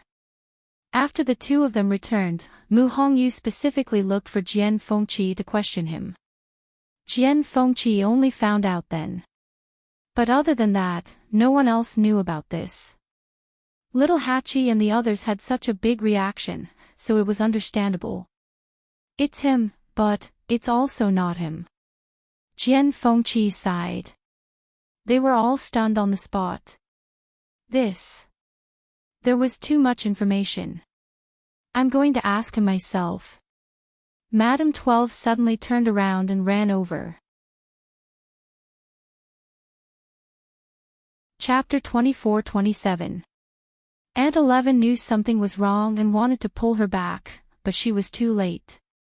In the blink of an eye, Aunt 12 had run quite a distance away. Little Hachi's heart skipped a beat. What is she doing? Stop her. What was this place? How dangerous was it for Aunt 12 to run over like that? Before she could finish her sentence, Aunt 11 stomped her feet and ran over. Catch up to her. Little Hachi was very anxious and quickly followed after her with Jian Fengqi. Even though Xiao Ba and Jian Fengqi weren't very strict and proper people normally, the two of them were very clear-headed and knew what they could and couldn't do. Even if they were really confused about Mu Qinghe, they could not go over at this time. However, there were too many people around and the two girls were running too fast. Jian Fengqi and Little Hachi could not catch up. Aunt 12 ran out of the crowd and went straight to the gate of the palace of the illusory god. When everyone saw this scene, they were all taken aback. What was going on? Was she trying to break into the palace of the illusory god? Ruan Jianfeng, who was guarding the gate, also saw this scene. His face darkened and he waved his sword to stop her. Whoosh! The bright light of the sword cut through the air and blocked in front of Aunt 12 instantly. The biting cold air was very oppressive. Who are you? How dare you break into the palace of the illusory god? Aunt 12 did not stop and was about to hit the sword. It looked like she was really looking for death. Some of the onlookers could not help but frown. How could a good little girl be so stubborn? Crack! The crisp sound of a sharp weapon breaking was heard. Everyone looked at the scene in front of them with their mouths agape. They almost thought that they were hallucinating. That little girl, with just a light twist of her little hand, broke the fifth divine emissary's sword. Ruan Jianfeng was also stunned. The corner of his eyes twitched when he saw 12 madams simply throw the broken sword to the ground. Where did this come from? Seeing that Aunt 12 was about to go in, Ruan Jianfeng immediately stepped forward and shouted. How dare you! He personally came forward to stop her, and 12 Nyang had no choice but to stop. She looked up at Ruan Jianfeng, her face flushed red and her eyes filled with tears. I want to go in. His voice was very soft, but his tone was unusually firm. Ruan Jianfeng's expression was cold. Do you think the palace of the illusory god is a place where you can enter as you please? If you don't leave quickly, don't blame me for being impolite. Today was a special day, and he didn't want to make a move on this little girl. It was too troublesome. Just as 12th Nyang was about to say something, she was suddenly pulled from behind. She turned around and saw that it was Aunt 11. Sister, let's go back first. Aunt 11 was exceptionally calm as she held her hand tightly. But 12 Nyang did not want to listen. Her feet seemed to be nailed to the ground. She bit her lips and tears fell. But... Sister, don't you want to go and ask? Why are you here? How did he become the first oracle? Aunt 11 finally started to waver. How could she not want to ask? But, Sister 11, Sister 12, now is not the time to talk about this. Let's go back first. At this time, little Hachi and Jian Fengqi finally rushed over. Although little Hachi was also very shocked, she was still a few years older than them. The current situation. How could it be explained in a few sentences? 12 Nyang suddenly grabbed her hand, her eyes red. Sister 8, I want to go and ask. I must go. Unlike Aunt 11, 12 Nyang was usually a soft person. She spoke very little and her voice was always soft. She had never been angry or quarreled with anyone. When she encountered happy things, she would only cover her mouth and smile. When she encountered sad things, she would only cry silently and secretly, not daring to let others know. This was the first time little Hachi saw 12 Nyang so determined to do something. She wiped her tears and said, I want to go and ask him, why did he do such a thing to Master? Did he lie to all of us? And Master? Little Hachi felt as if a fishbone was stuck in her throat. The rest of her words could not be said.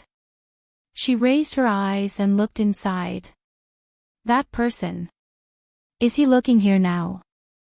Guan Jianfeng warned in a low voice, I'll count to 3. If you don't leave by then, I'll take action immediately. Aunt 11 suddenly raised her eyes and looked at him coldly. We have something to ask Mu Qinghe. Who do you think you are? Guan Jianfeng did not have time to get angry about the second half of the sentence. His attention was all on the first half of the sentence. How dare you? His face immediately turned cold. When the surrounding people heard Aunt 11's words, they instantly went into an uproar. What did she say? Who is she going to ask? It seems to be the first oracle. Hiss, is she looking for death? Not only did she call the first oracle by his name, but she also used such an interrogative tone. I think these people have all gone crazy. Jian Fengqi was very anxious. I said, let's go back first. I'll explain it to you in detail later. Before he could finish, an indifferent and low voice suddenly came from the palace of the illusory god. Jianfeng, is this how you guard the door? They were all stunned. This voice was very familiar. This tone was unfamiliar. Guan Jianfeng's heart skipped a beat. He immediately turned around and said, reporting to the first oracle, these people said they want to see you. I won't see them. Mu Qinghe's voice was extremely cold. If anyone tries to force their way into the palace of the illusory god, kill them on the spot. Hearing this, everyone quieted down. Inside and outside the palace of the illusory god, there was a dead silence. Chu Luiyue looked down at the ground in front of him and suddenly smiled. Chapter 24-28. Then, she walked towards the door. Shengwan Jing said worriedly. However, when he saw the calm expression on her face, he suddenly did not know what to say. She should have known. Therefore, when Mu Qinghe said such words, her reaction was also calm and indifferent. He stopped in his tracks and did not follow. Instead, he looked back at Mu Qinghe. Su Li and Xiao Ran both realized that something was wrong and looked at each other. Outside the door, tears fell from the corners of Aunt 12's eyes. Then, she suddenly could not cry anymore. Only a chill was left, rising from the soles of her feet, making her feel cold all over. Aunt 11 took half a step forward and stood in front of Aunt 12. Ruan Jianfang looked at them coldly. Did you all hear what the first oracle said? You don't need to remind me. Aunt 11 did not show any weakness. There was a ball of fire in her heart and she did not know how to vent it. A fierce look flashed across Ruan Jianfang's eyes. Just as he was about to make a move, he suddenly heard a laughing voice behind him. Fifth oracle. He paused and looked back. Subconsciously, he frowned. Sheng Wanyu. Did he see that his subordinates were in trouble and could not sit still? Chu Luiyue seemed to have seen through his thoughts. The corners of his lips curled up slightly and he smiled casually. Our Aunt 11 and Aunt 12 are still young. They made a mistake on impulse, but it was purely unintentional. Fifth oracle, you won't really hold it against them, right? When he said this, Ruan Jianfang suddenly choked. He looked at the two girls standing together and then looked at the broken sword that was thrown on the ground. For a moment, he fell into silence. She did indeed look like a weak and delicate little girl. However, her combat strength had nothing to do with this word. Since Chu Luiyue had said so, he could not continue to hold on to it. However, if he really let it go, it would be a little embarrassing. He thought for a moment and only sneered coldly. These people are extremely presumptuous. They offended the first oracle. How can we let it go just like that? Chu Luiyue smiled. They just mistook the first divine emissary for an old friend. These words sounded a little strange. Mistaken? Old friend? What was the identity of the first oracle? How muddle-headed were they to mistake him? Moreover, that little girl had clearly called out the name of the first oracle. It didn't seem like a mistake. Calling the first oracle by his name is wrong. Even if he is wrong, shouldn't the first oracle be the one to judge and punish him? When Chu Luiyue said this, he turned around and looked at the man standing on top. First divine envoy, are you going to kill them on the spot? There was a smile on her lips as she asked in a casual manner. However, that pair of clear and bright eyes were suffused with a sharp and cold light. When it landed on one's body, it almost caused one to feel a faint pain. Mu Qinghe had one hand behind her back. The expression on her face was unfathomable. Everyone waited quietly, and the air seemed to have frozen at this moment. After a while, he finally heard the monotonous voice. There won't be a next time. Ruan Jianfang opened his mouth, but in the end, he respectfully responded. Yes. The first oracle had always been decisive and ruthless. Otherwise, he wouldn't have been able to stay in this position for tens of thousands of years. Even if he hadn't come out of seclusion in recent years, he could still suppress the second oracle. This kind of temperament and courage was not something an ordinary person could compare to. Ruan Jianfang originally thought that the first oracle would give an extremely severe punishment as a warning, but he didn't expect that. He would just let it go. Probably, because he didn't want to waste time and energy on these trivial matters. After all, the highlight of today's show was still in the palace of the illusory god. If he were to argue with the two little girls at this time, it would indeed seem like he wasn't magnanimous enough. With this thought, Ruan Jianfang gradually dispelled the doubts in his heart. Chu Luiyue looked at 12 Madam, and the frost between her eyebrows faded away. Okay, 12 Madam, don't cry. 12 Madam looked at her in a daze. Master, already knew. Little Hachi, take them outside and wait. When things are over here, I will go back. Little Hachi hurriedly said. Oh, okay. As she spoke, she pulled the two girls to the back with heartache. Probably because of Chu Luiyue's words, the two girls were very cooperative this time. They quickly retreated to the back of the crowd. Jian Fengqi breathed a sigh of relief, then looked at Mu Qinghe in the distance. and then looked at Chu Liyue. After a moment, he finally let out a long sigh. "Don't worry, I will take good care of them." Chu Liyue's lips curled up slightly. "Thank you." Jian Fengqi hesitantly opened his mouth. After thinking for a long time, he finally swallowed the rest of his words. The scene in front of him was better than any words, and there was really nothing to say. He turned and followed little Hachi and the others. Chu Liyue went back. Seeing her return, Suli pulled her with one hand and patted her chest lightly with the other. "Little you are too bold, you actually went over like this." Fortunately, nothing happened.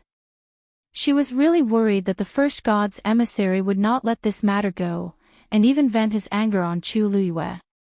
After all, even the second god's emissary knelt outside his door for 3 whole days, let alone others. He was definitely not a person to be trifled with. Chu Liyue's eyes flashed with a glimmer of light. Her red lips curled up slightly, and she tilted her head and laughed.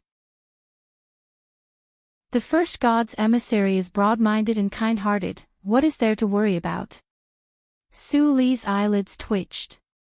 These words, it obviously sounded like a compliment, but why did she hear a trace of bone-chilling coldness in them?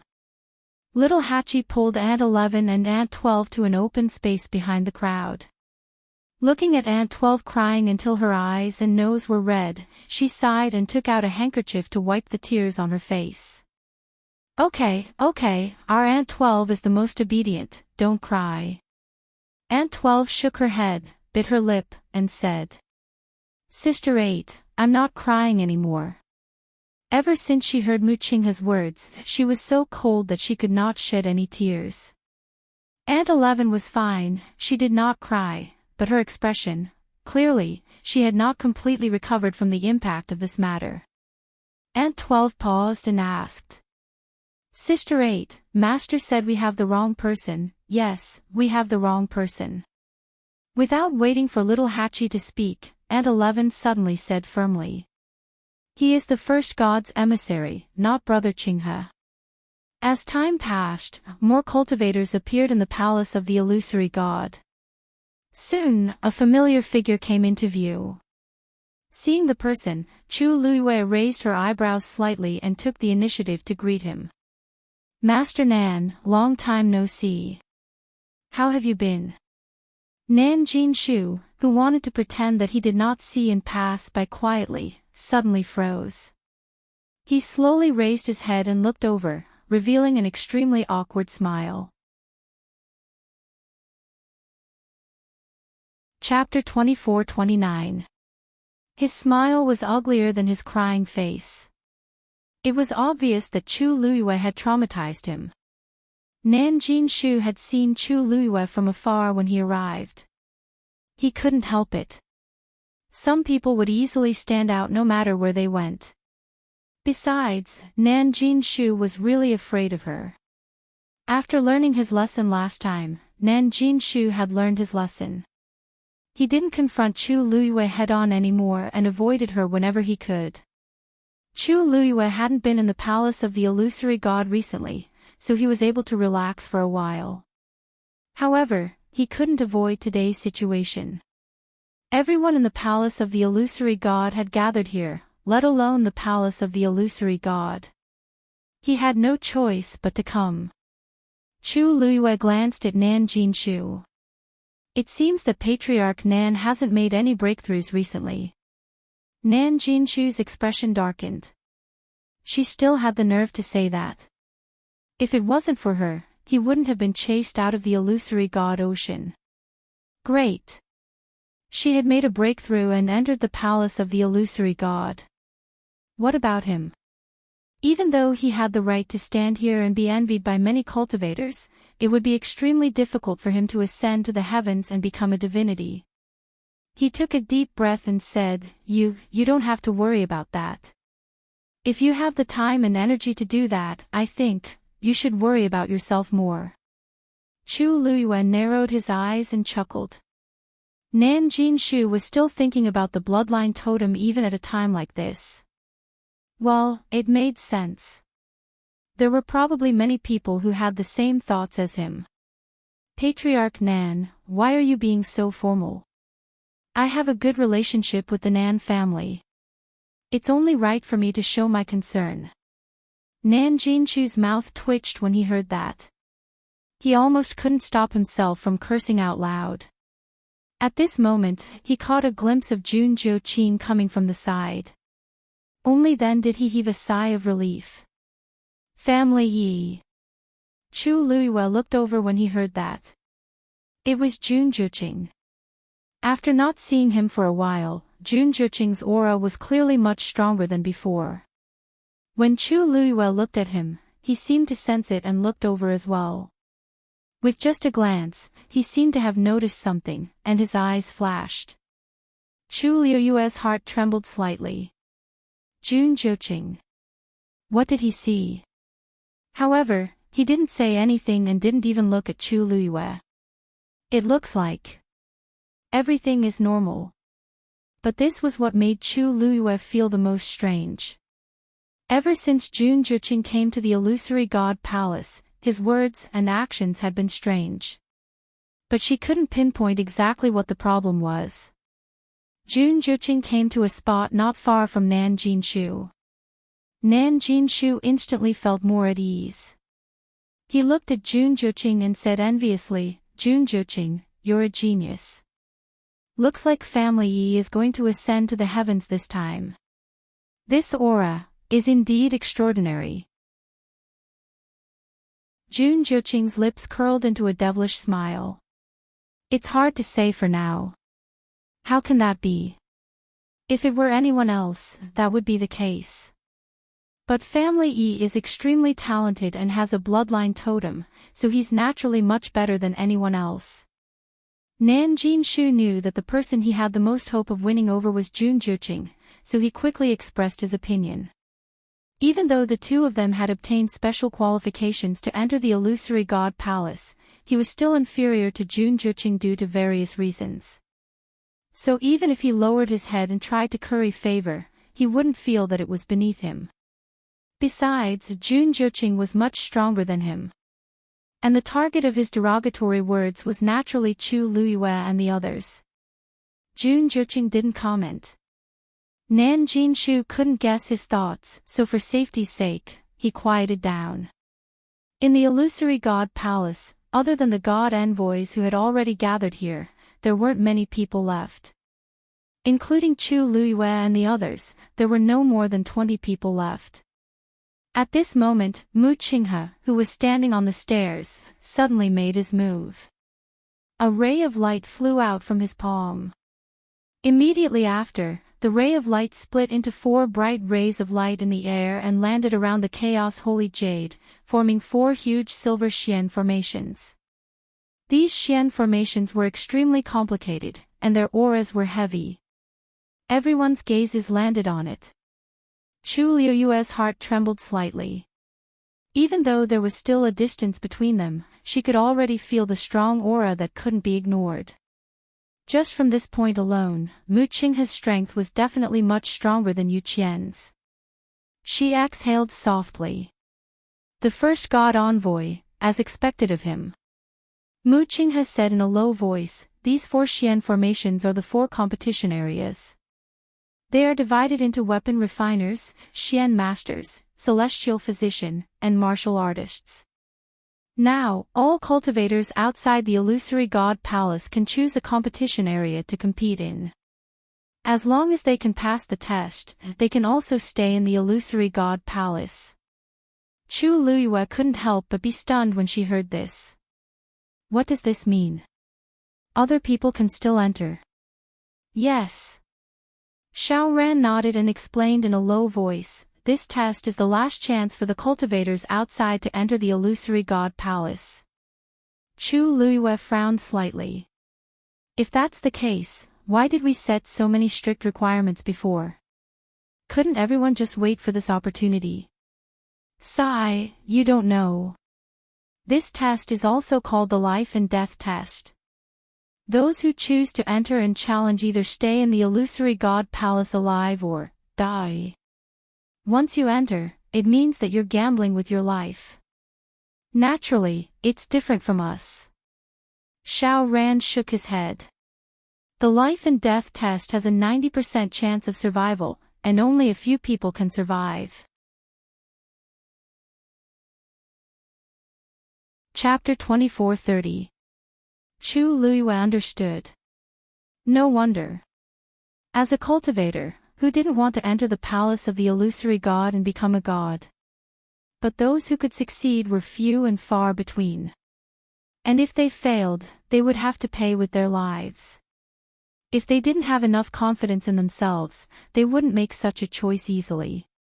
After all, no matter how precious other things were, they couldn't compare to their own lives. As long as they were alive, there was still hope. If they were dead, it would be the end of everything. Chu Luiyue glanced at Xiao Ran. So, Senior Xiao Ran hasn't entered the life and death trial before. Of course not. Xiao Ran bit the toothpick with a natural expression. It's better to live than to die. I'd rather wait another 10,000 years than stretch my neck out and be slaughtered by others. Chu Luiyue. If someone like you isn't willing to enter the life and death trial, then the others, sigh, you're wrong. Xiao Ran laughed and raised his chin.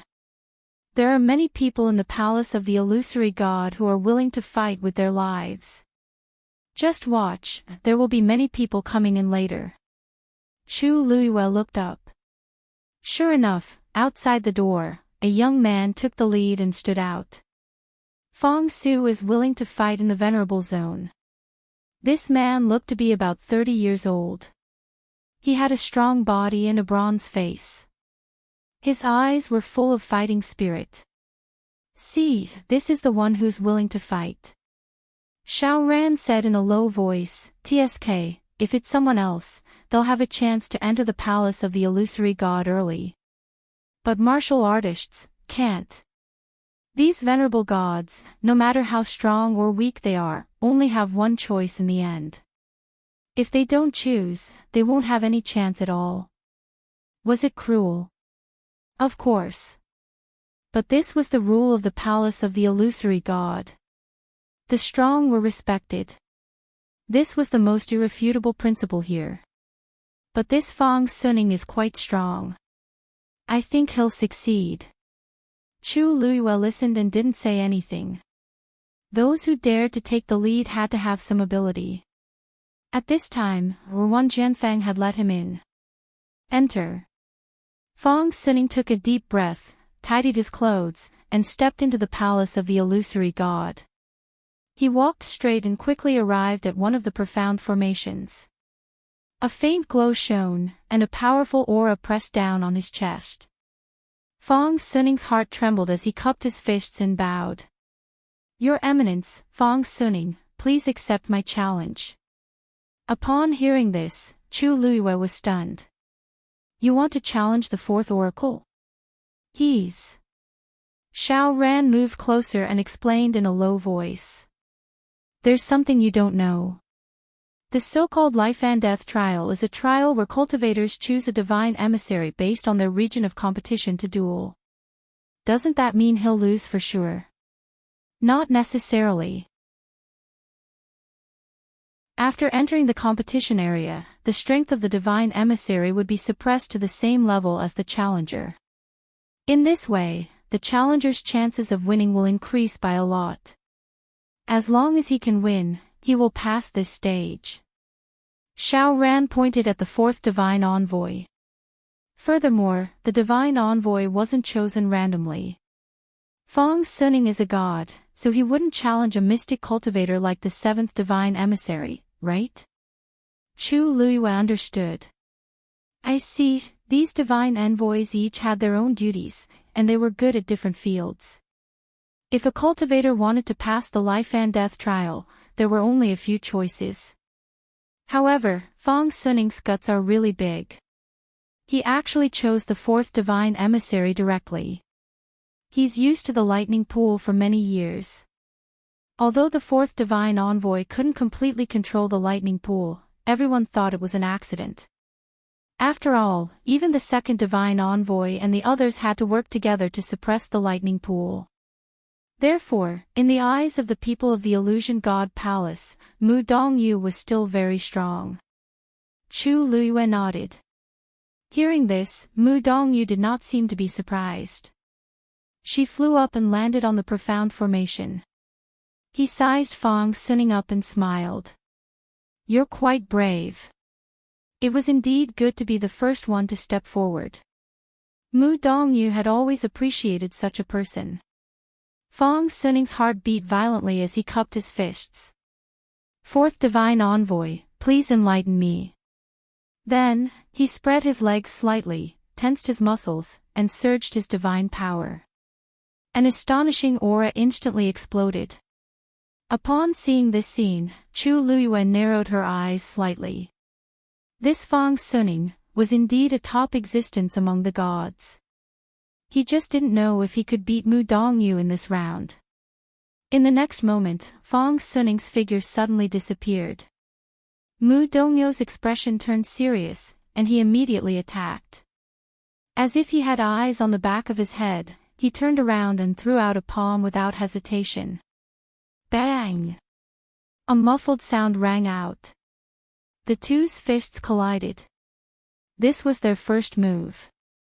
Fang Suning clearly didn't hold back and used his full strength. It was indeed the only way to fight an expert like Mu Dongyu head-on.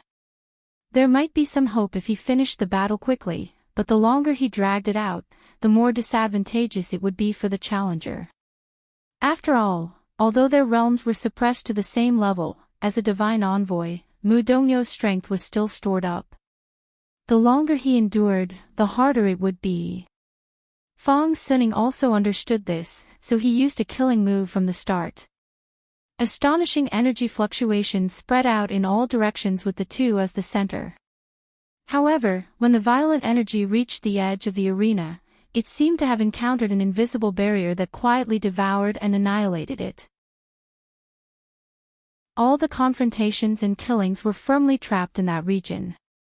After a moment of stalemate, blood slowly flowed out of the corner of Fang Suning's mouth. Obviously, Mu Dongyu wasn't that easy to deal with. She was the fourth divine envoy after all. I'm afraid it'll be a little difficult for him to win this round. Even if he wins, it'll be a Pyrrhic victory. Chu Luiyue whispered.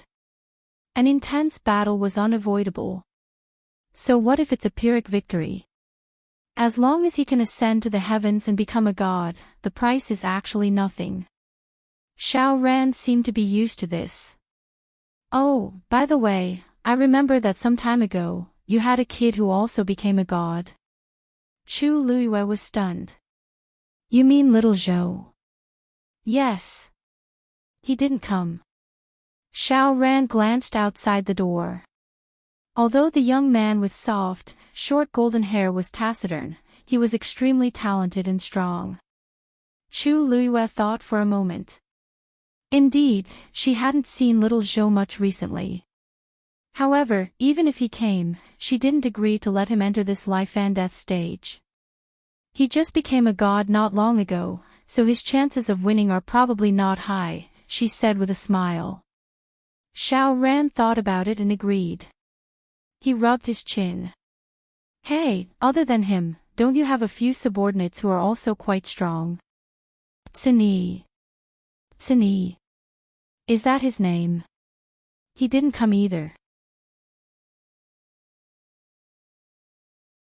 Chapter 24:31. Xiao Ran was very good at reading people. Although he hadn't seen Tsini many times, he was certain that he was definitely not ordinary.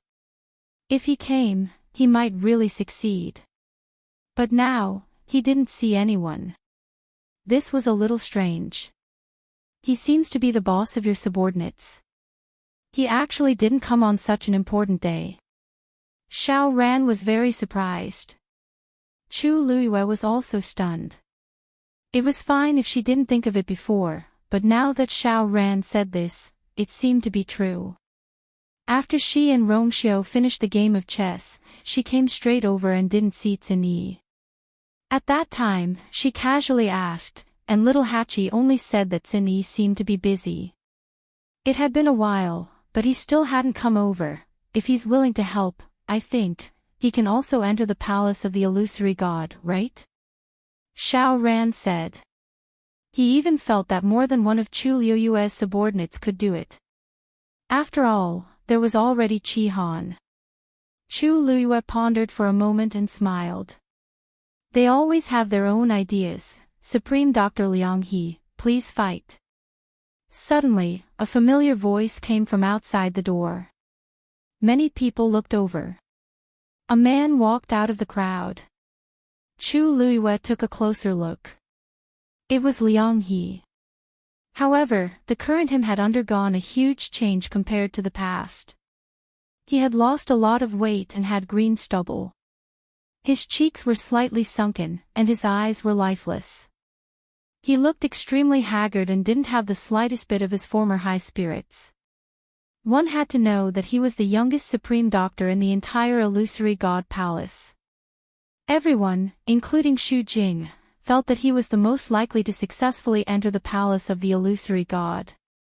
Unfortunately, after suffering a series of blows, he had almost lost all his confidence. He was in a daze all day and couldn't improve in alchemy. It had dragged on until now, resulting in its current state. If it wasn't for Mu Qinghe's bell, he wouldn't even know what day it was. After hesitating for a while, Liang He decided to come over. After all, he had put in a lot of effort before, and he was unwilling to give up now. Seeing Liang He arrive, the crowd fell silent for a moment. Ruan Jianfeng frowned slightly and glanced at him. Come in. However, Liang He did not enter immediately. Instead, he turned around, as if he was looking for something. In next to no time, he saw the enchanting figure behind the crowd, and his gaze stopped as a wisp of a complicated expression flashed in his eyes. Not far away, Jian Fengqi opened his folding fan with a swish and said with a faint smile, Hey, Liang He is looking at you. Little Hachi raised her eyes and glanced at him. She didn't seem to care. I'm a natural beauty. Isn't it normal for someone to look at me? Jian Fengqi was speechless. Aunt 11 followed his gaze and said expressionlessly, It's useless even if he looks. His looks can't enter Sister 8's eyes. Besides, isn't Sister 8 already married to Sister 8? She had always been objective and fair. Little Hachi almost choked on her saliva. Cough, cough, cough, you guys, sister, I'm afraid it's not good for us to be so direct. Aunt 12 said hesitantly in a low voice. Aunt 11 asked back, Then tell me, between Sister 8's husband and that man, who's better looking? Aunt 12 answered honestly, Sister 8's husband. Then it's him. She had always been objective and fair. Besides, Sister 8's husband is one of us, and that Liang He is an outsider. We have to speak for our own people. If we don't speak harshly enough, and he thinks there's still hope, then wouldn't we be causing trouble for Sister 8 and Sister 8's husband? Aunt 12 thought about it and felt that her words made sense.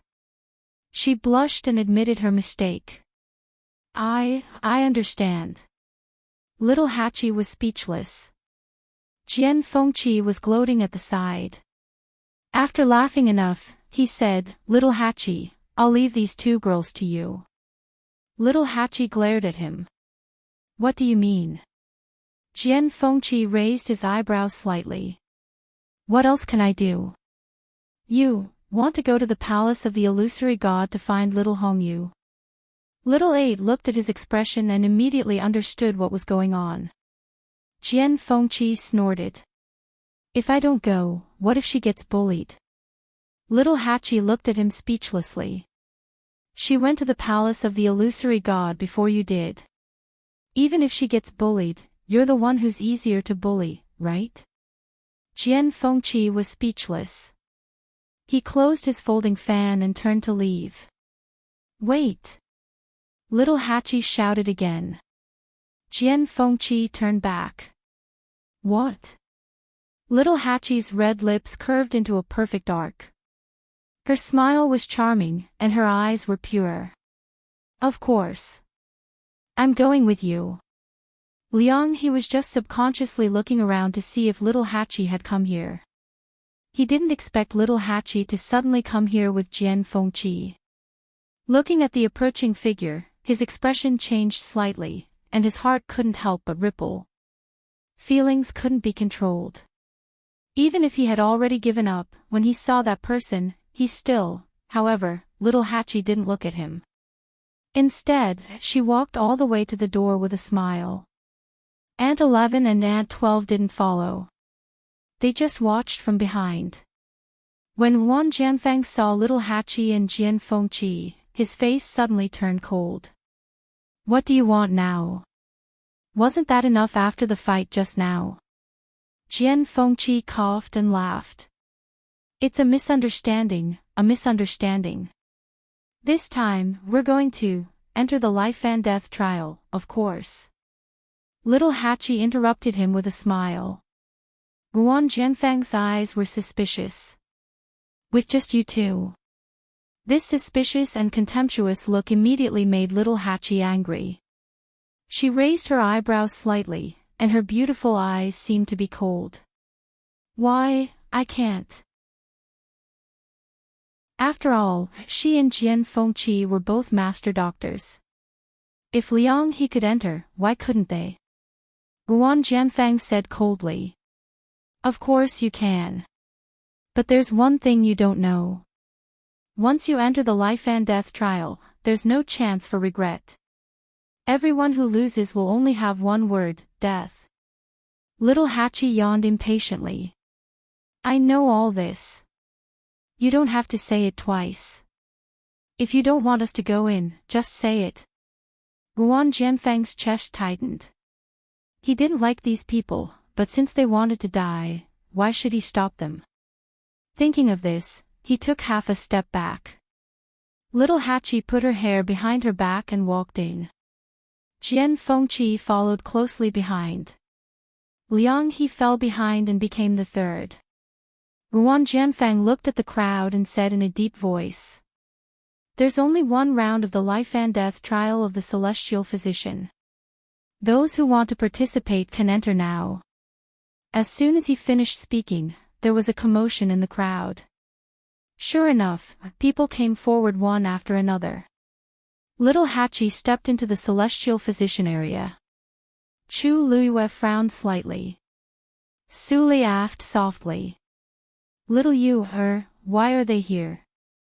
It's too dangerous. Chu Luiyue looked in that direction. Right at this moment, little 8 sensed her gaze and smiled at her. Under the sun, she was tender and warm like a rose in its best season. Chu Luiyue suddenly relaxed. She smiled and said, this round, we might win. Chapter 24:32. She knew the 13th U very well. If she wasn't absolutely confident, little Hachi would never have entered. Although Chu Luiyue wasn't sure where her confidence came from, she believed in little Hachi. As for Jian Fengqi, Chu Luiyue tilted her head and looked at Mu Hongyu beside her. Mu Hongyu was currently staring at Jian Fengqi with a frown. Realizing that something was wrong, she immediately turned her head with a blank expression. Lu Yu, why are you looking at me like that? Chu Luiyue shook her head and sighed. Nothing, I just feel that in order to marry a wife, young Master Jian is really putting in a lot of effort. He doesn't even care about his life. TSK. He's really going all out. Mu Hongyu's face instantly turned red. Don't talk nonsense. Although she said that, her eyes still flashed with worry. This life and death juncture, is it really dangerous? Chu Luiyue couldn't help but laugh. What are you doing for this? Mu Hongyu mumbled. Chu Luiyue knew that she was indeed worried about Jian Fengqi, so she stopped teasing her and said, don't worry.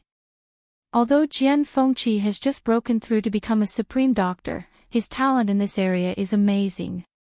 He still has a chance of winning. After all, he was a celestial physician who had grown up after being defeated by her for several years. How could an ordinary person compare to him? If Jian Fengqi knew what Chu Luiyue was thinking at this moment, he would definitely vomit blood. However, these words still made Mu Hongyu feel a lot more at ease. She secretly heaved a sigh of relief. The few of them stood still in the celestial physician competition area. Jian Fengqi first glanced at Mu Hongyu. Naturally, he also heard the conversation between her and Chu Luiyue. He immediately curled his lips. A certain someone was still as stubborn and soft-hearted as ever. He whispered, "Little Hachi, just now the fifth oracle said that all the celestial physician will have to go through this round of life and death together. Does that mean that our opponents are the same? Do you even need to ask?" Little Hachi glanced at him. A celestial physician was different from a martial artist.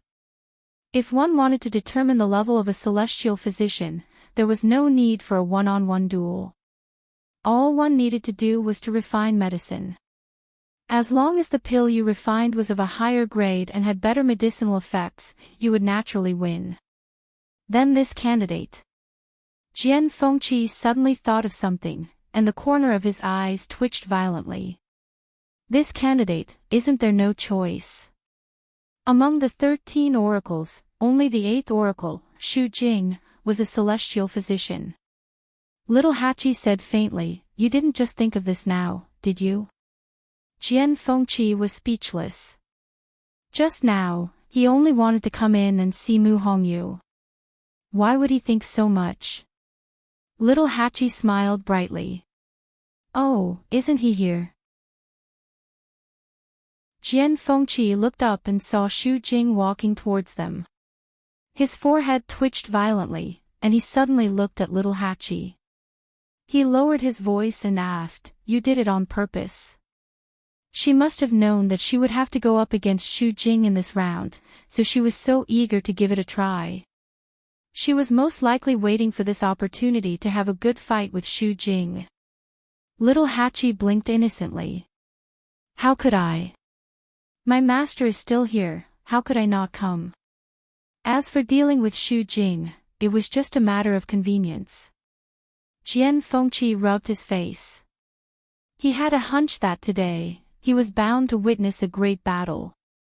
Shu Jing didn't need anyone to take the initiative to come over. She was in charge of Herb Mountain, so she was naturally the most suitable person to fight in this life and death round.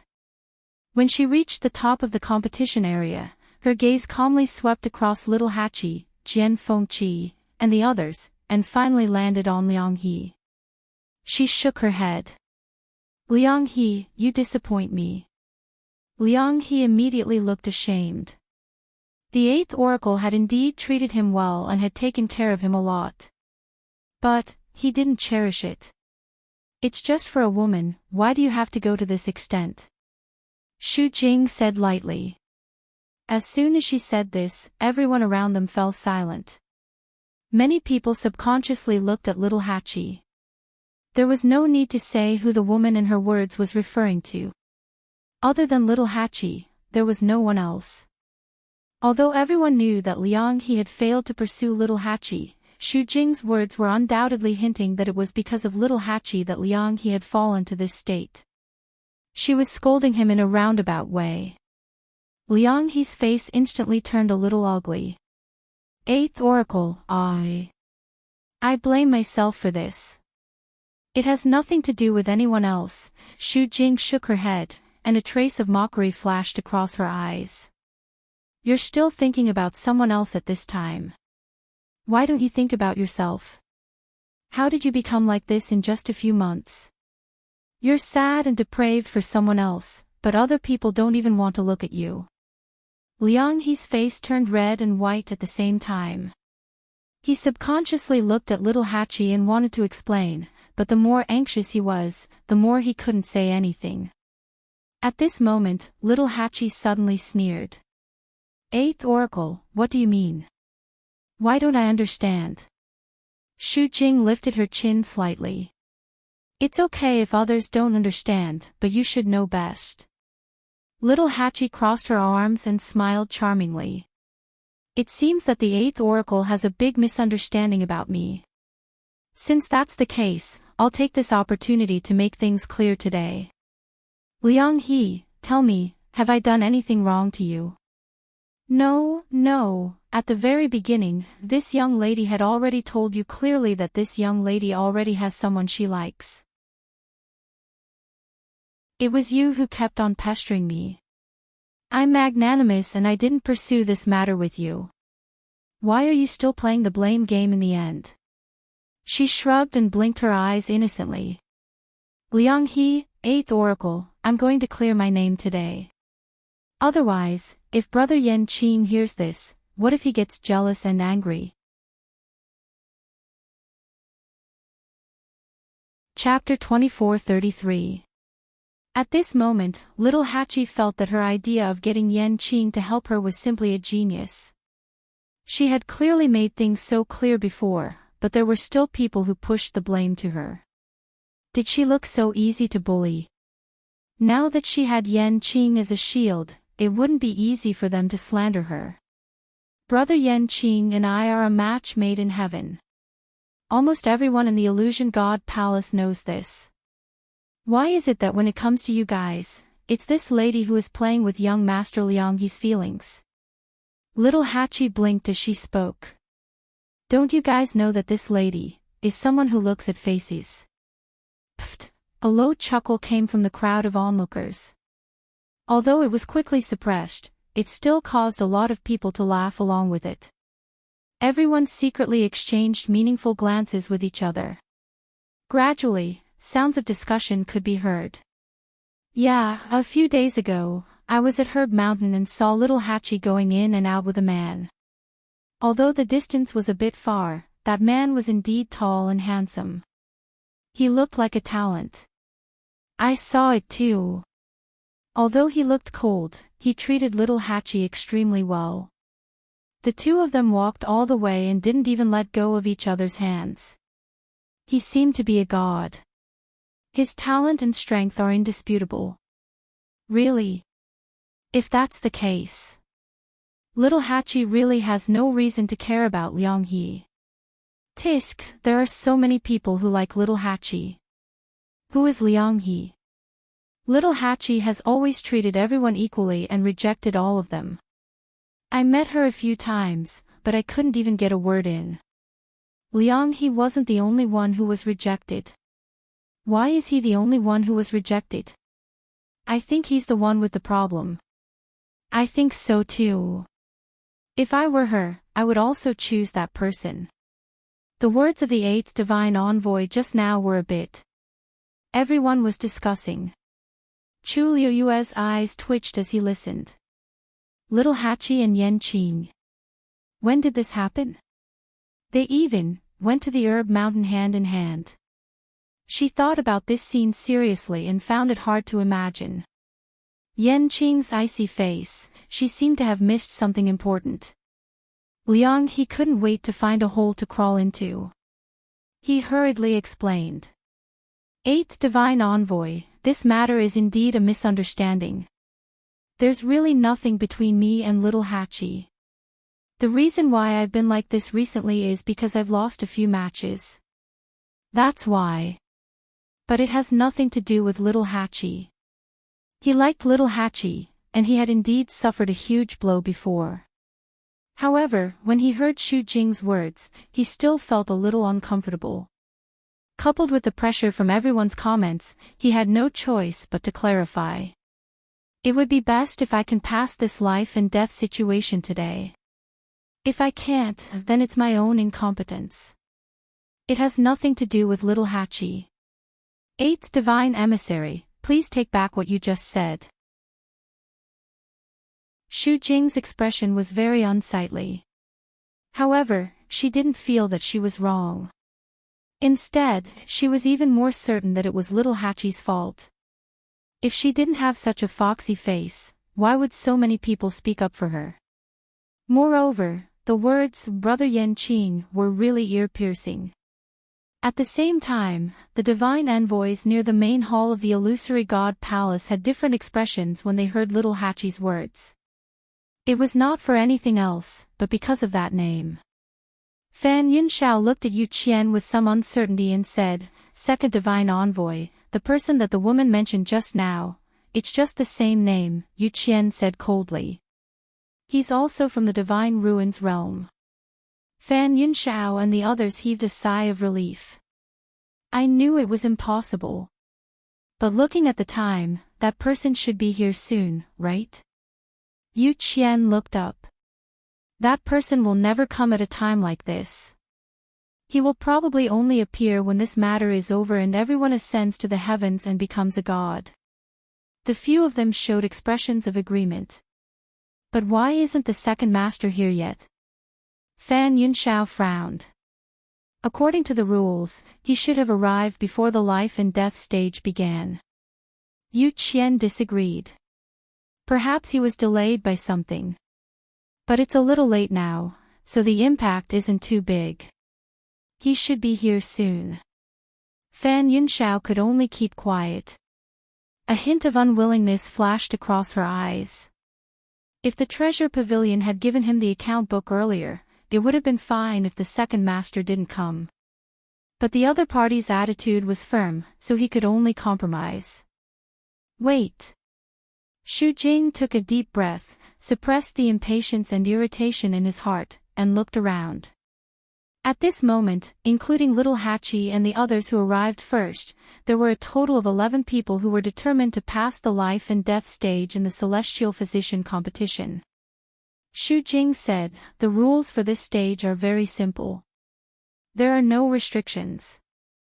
As long as you can refine a pill that is outstanding enough, you will pass."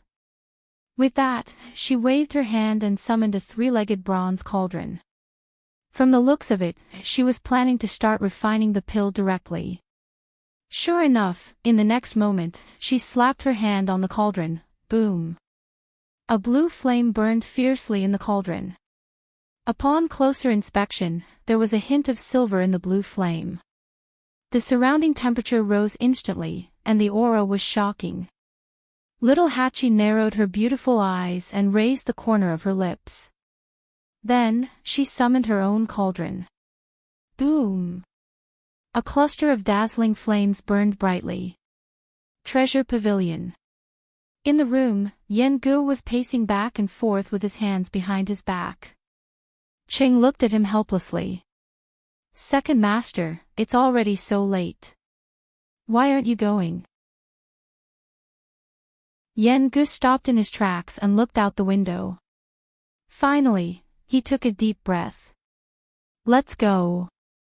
Digression, the 5th chapter was slightly later, about 3:00. Then I realized that this book is really about to become a mystery. Ha ha ha ha ha. Chapter 24-34. After the Celestial Physician competition started, the blacksmiths and mystic masters entered the venue one after another. The mystic masters naturally sent out Jin Yunlai to fight one by one. As for the blacksmiths, unexpectedly, no one came out after a long time. After waiting for a while, the divine envoys looked at each other. The other cultivators were also at a loss. At this moment, Mu Qinghe's voice sounded. "The banquet will come later. The competition will continue as usual." Hearing this, many people's expressions changed subtly. Only then did they remember that the 10th divine envoy had not shown up for a long time. Outsiders did not know, but Yu Qian and the others knew that Jiulong was imprisoned in the illusionary god sea. They thought that the first divine envoy would release them in advance, but they did not expect him to wait until now. However, since he said so, he should be here soon. Someone could not help but whisper. "The lightning pool has been sealed. I'm afraid it's not easy to use the Tianlei to refine the divine artifact. What should we do?" This was actually the problem they were most worried about. As soon as they finished speaking, Mu Qinghe waved her sleeve. Several silver lightning bolts flew out rapidly. Then, they all fell into the chaos holy jade. The sunken area in the middle was actually filled with silver heavenly lightning. Streaks of silver snake-like power swam and attacked it. One could even hear crackling sounds coming from it. This is enough for you to pass the trial of life and death, Mu Qinghe said. Many people were secretly speechless. The first divine envoy was indeed extraordinary. His first move was so shocking. This Tianlei was definitely enough to refine the divine artifact of a venerable. If they wanted to go up, they would have to summon the power of the Chaos Holy Jade. Only then did the blacksmiths relax and start to work. Everything was proceeding in an orderly manner. Next to the Chaos Holy Jade, the 4 competition areas were engaged in fierce battles. Chu Luiyue looked around and finally focused on the Celestial Physician competition. After all, Little Hachi and Jian Fengqi were both there. As the flame burned, Little Hachi placed the herbs in one by one. Her movements were smooth as flowing water. Even Chu Luiyue was stunned. Although she knew that Little Hachi was quite good in this aspect, she had never really seen her concoct pills. Especially after Little Hachi broke through to become a senior doctor, such opportunities became even rarer. Therefore, even she couldn't help but be secretly surprised when she suddenly saw it. Su Li's eyes lit up as she praised him. Little you, I remember that Little Hachi just broke through to Senior Medical Master not too long ago. How can he be so powerful? Although she was not a celestial physician, she had seen the Supreme Doctor refine pills many times. Little Hachi's technique could be ranked in the top 3. Chu Luiyue smiled. She's always been smart, and she's been coming to Herb Mountain recently. No wonder she's like this. Su Li nodded thoughtfully. She lowered her voice and said, although I don't really understand, based on the current situation, I actually feel that Little Hachi isn't inferior to the 8th Divine Envoy. Chu Luiyue narrowed her eyes slightly. Actually, this wasn't Su Li's illusion. In fact, she also felt this way. In the Celestial Physician competition, Xu Jing's own strength was also suppressed to that of a senior medical master. Everyone started to refine pills at the same time. This feeling of contrast was even more intense. Xu Jing's movements were skillful, and so was Little Hachi. Xu Jing had an excellent grasp of propriety, and so did Little Hachi. Xu Jing could adjust the flame according to the characteristics of the herbs he put in at different times. Little Hachi was the same. Compared to the two of them, the remaining celestial physician actually gave birth to a sense of clumsiness. Liang He and Jian Fengqi were slightly better, but the gap between them was still obvious. It seemed that Little Hachi had put in a lot of effort during this period of time. Even the onlookers could see the contrast, let alone those who were in the competition. Xu Jing didn't take Little Hachi seriously at first, but gradually, as time passed, she finally realized that Little Hachi's strength was much stronger than she had expected. The distance between her eyes wasn't far, so she could see it when she looked up. Little Hachi stood in front of the medicine cauldron with a smile on her beautiful and charming face. Her every move was filled with an indescribable sense of beauty. That was the smoothness of her understanding of the characteristics of the herbs and flames to the extreme. As she moved, the broken jade beads on her wrist jingled. In the eyes of the crowd, she didn't look like she was refining pills at all. Instead, she looked like she was dancing. Just standing there, she was as beautiful as a painting. Xu Jing frowned. She added a few more herbs and secretly sped up the refining speed. Little Hachi suddenly curled her lips into a smile. Is the 8th Divine Envoy anxious?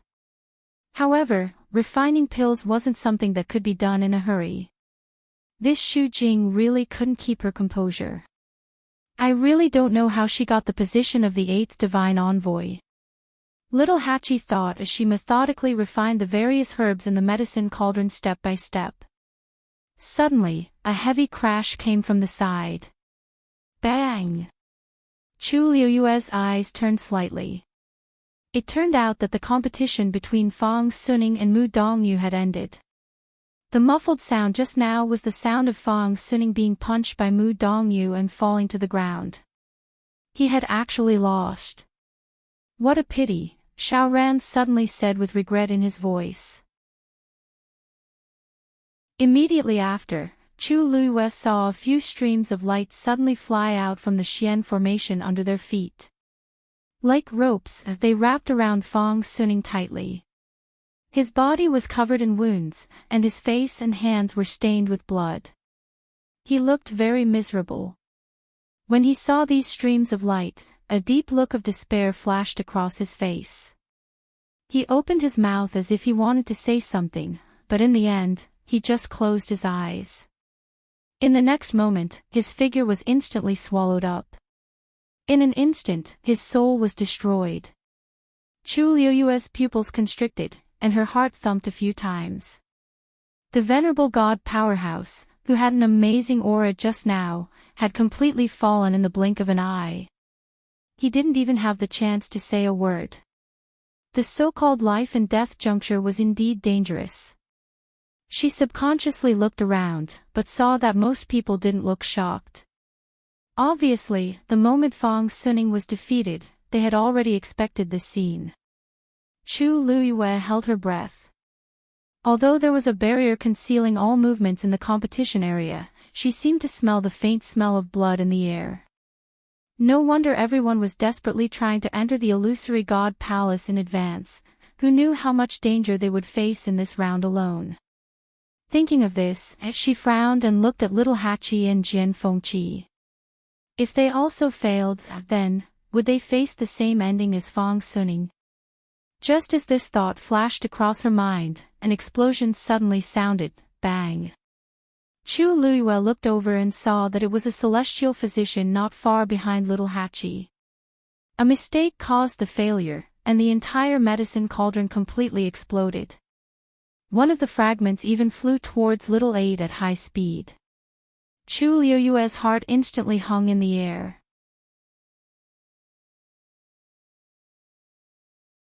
Chapter 24:35. Little Hachi did not even raise her head when she heard the commotion. Instead, she waved her hand lightly. A beam of divine power flew out and instantly turned the rapidly flying fragments into dust. Even the terrifying fluctuations that followed it quickly subsided. Little Hachi did not even have a single strand of hair messed up. She adjusted the dangling hair ornament on her head and threw the remaining medicinal herbs into the cauldron. The flames swept out and instantly engulfed the herbs. A unique smell with a hint of fragrance in the bitterness slowly spread out. Upon seeing this, Chu Liyue's worried heart finally relaxed. It seemed that little Hachi's abilities were much stronger than she had expected. As for the surrounding onlookers, when they saw this scene, their hearts trembled, and they all revealed shocked and astonished expressions. This celestial physician can't be distracted when refining medicine, right? How could she handle it so smoothly and naturally, and even? She even had the time to look at the dangling hair ornament on her head. I saw it clearly. She didn't even raise her head just now. She just waved her hand lightly. With this kind of ability, I'm afraid that she has already far surpassed an ordinary supreme doctor, right? Definitely. Anyway, if it were me, I definitely wouldn't be able to do better than her in that situation. Little Hachi is beautiful to begin with. I didn't expect her to be so secretive, everyone was discussing animatedly. Little Hachi's red lips curled up slightly when she heard this. If she did not show some tricks, would these people really think that she was just a flower vase? Jian Fengqi, who wasn't far from her, was currently focused on the cauldron in front of him. In addition, little Eight's hand was coincidentally covered by her own body, so Jian Fengqi couldn't see it. Hence, he actually didn't notice what happened here. However, Liang He, who was on the other side, saw everything clearly.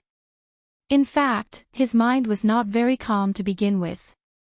The shocking explosion just now had made him fall into a deep trance for a moment. This also allowed him to take in little Hachi's series of actions. He frowned, and a complicated look flashed across his eyes. Little Hachi. She had improved tremendously in such a short time. When he first met her, she was only a senior physician. How long had it been? Not only had he become a senior doctor, he had even. Compared to him, he was slightly better. If he had been the one in that situation, he might not have been able to handle it better than little Hachi. The most important thing was that her mentality was too good. In the face of such a crisis, even a celestial physician would be frightened. Even if they could handle it, they would still be worried. However, little Hachi did not seem to care about it at all.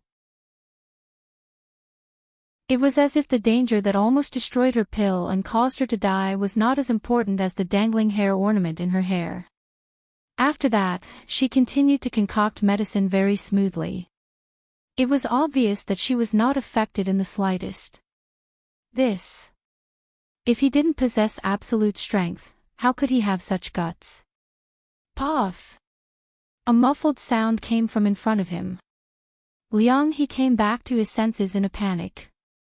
Only then did he realize that because he was distracted, one of the herbs in his cauldron had failed and turned into a pile of black ash. He panicked and hurriedly tried to remedy it. Fortunately, it was not a big problem and did not affect the overall process. However, this small accident made He's already sensitive state of mind even more fragile. His whole body was tense, and sweat kept appearing on his forehead. It was obvious to the naked eye that he was nervous. Even the movements of his hands appeared to be sluggish and stiff for a moment.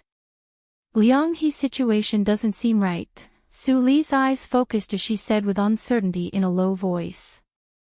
Chu Liuyue's lips curled up slightly. Even an outsider like Su Li could see the problem. This proved that he was indeed in a lot of trouble. His mentality has collapsed. She said lightly. She had fought with He before. Although she won that time, she still recognized He's talent and strength. After all, he was the youngest senior doctor in the illusory god palace. However, a celestial doctor's mentality was extremely important when refining medicine. After all, this was an extremely meticulous process. If there was even the slightest mistake in the middle, it was very likely that the whole game would be lost.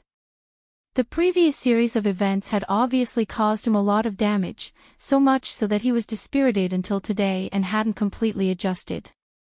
Now that he saw little Hachi's stunning performance, it was one disaster after another. Su Li thoughtfully nodded her head. Then.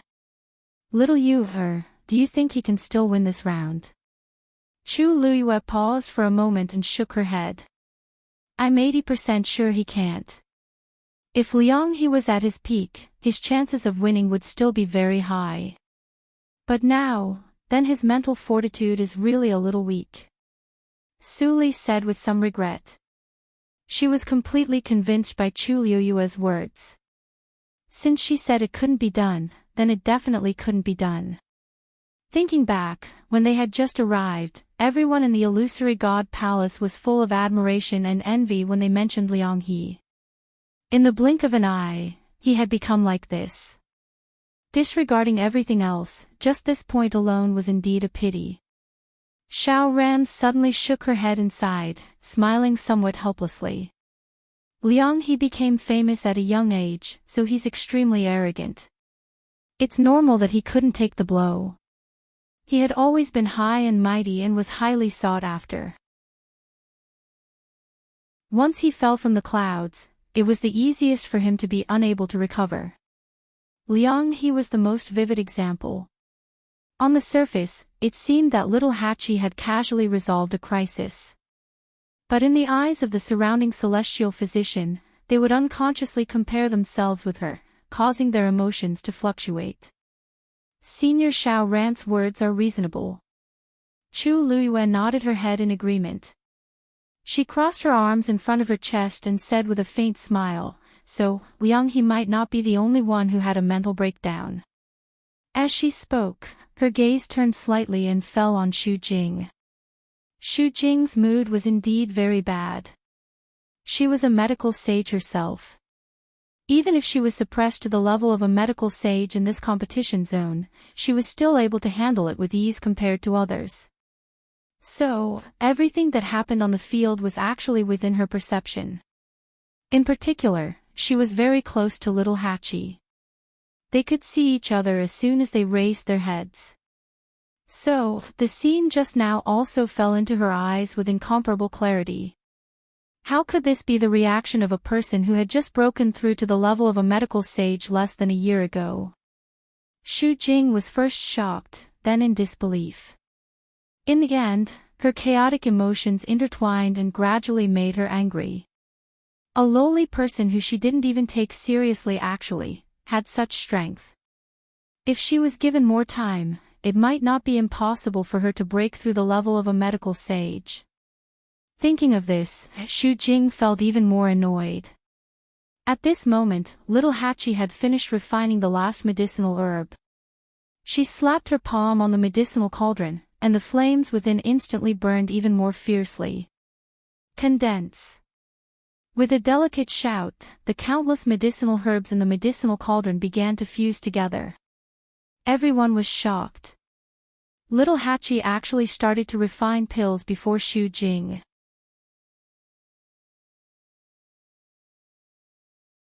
Chapter 24:36. The impact of this scene on the crowd was much stronger than the previous episode. After a short moment of silence, the crowd was in an uproar. Am I seeing things? Little Hachi is actually starting to form the pill. She actually beat the 8th divine emissary. Doesn't this mean that her strength is even higher than the 8th? That might not be the case, right? Although everyone was refining Supreme Doctor level pills, there was still a certain level of difference between pills of the same level. Maybe the pill refined by the 8th divine emissary is better than hers. No way. I saw it clearly. Little Hachi is preparing to refine the green scarlet fire pill. That was one of the top 3 pills among the honorable doctor level pills. The 8th divine emissary is refining the divination pill. Although it is usually called the number 1 supreme doctor pill, it is actually not much stronger than the green scarlet fire pill. Moreover, the 8th divine emissary is a medical sage. No matter how much she suppresses her strength, she shouldn't be slower than little Hachi. There were many supreme doctor experts in the illusory god palace.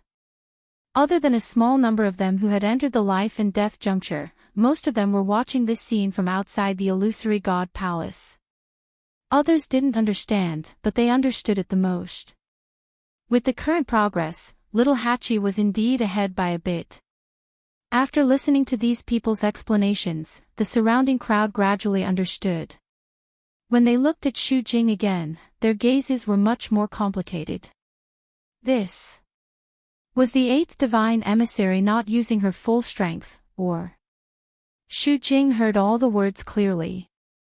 All the gazes made her feel uneasy. She secretly gritted her teeth, and a trace of resentment quickly flashed across her eyes. When she saw little Hachi starting to form the pill, she knew something was wrong. As expected. As soon as this matter came out, the others immediately began to suspect her. Xu Jing was very sullen in her heart, and there was even a trace of anger in her embarrassment. Because she really didn't hold back. As a divine emissary, how could she purposely go easy in a life and death juncture? The first divine emissary was watching from behind. Moreover, the moment she saw little Hachi participating in the competition, she had already made up her mind to teach her a lesson. As long as little Hachi was defeated, there was only one outcome: death. Xu Jing had been holding a grudge against her for a long time, and he had long wanted to get rid of her. However, due to various reasons, it had been delayed until now. Now that such an opportunity had suddenly appeared, how could she bear to miss it? But who knew? Little Hachi's strength was rising rapidly. Compared to her, she wasn't any weaker. She even managed to form the pill before her. Xu Jing thought that this was a great humiliation. Her face felt like it had been slapped twice, and it was burning with pain. She glanced at little Hachi from the corner of her eye.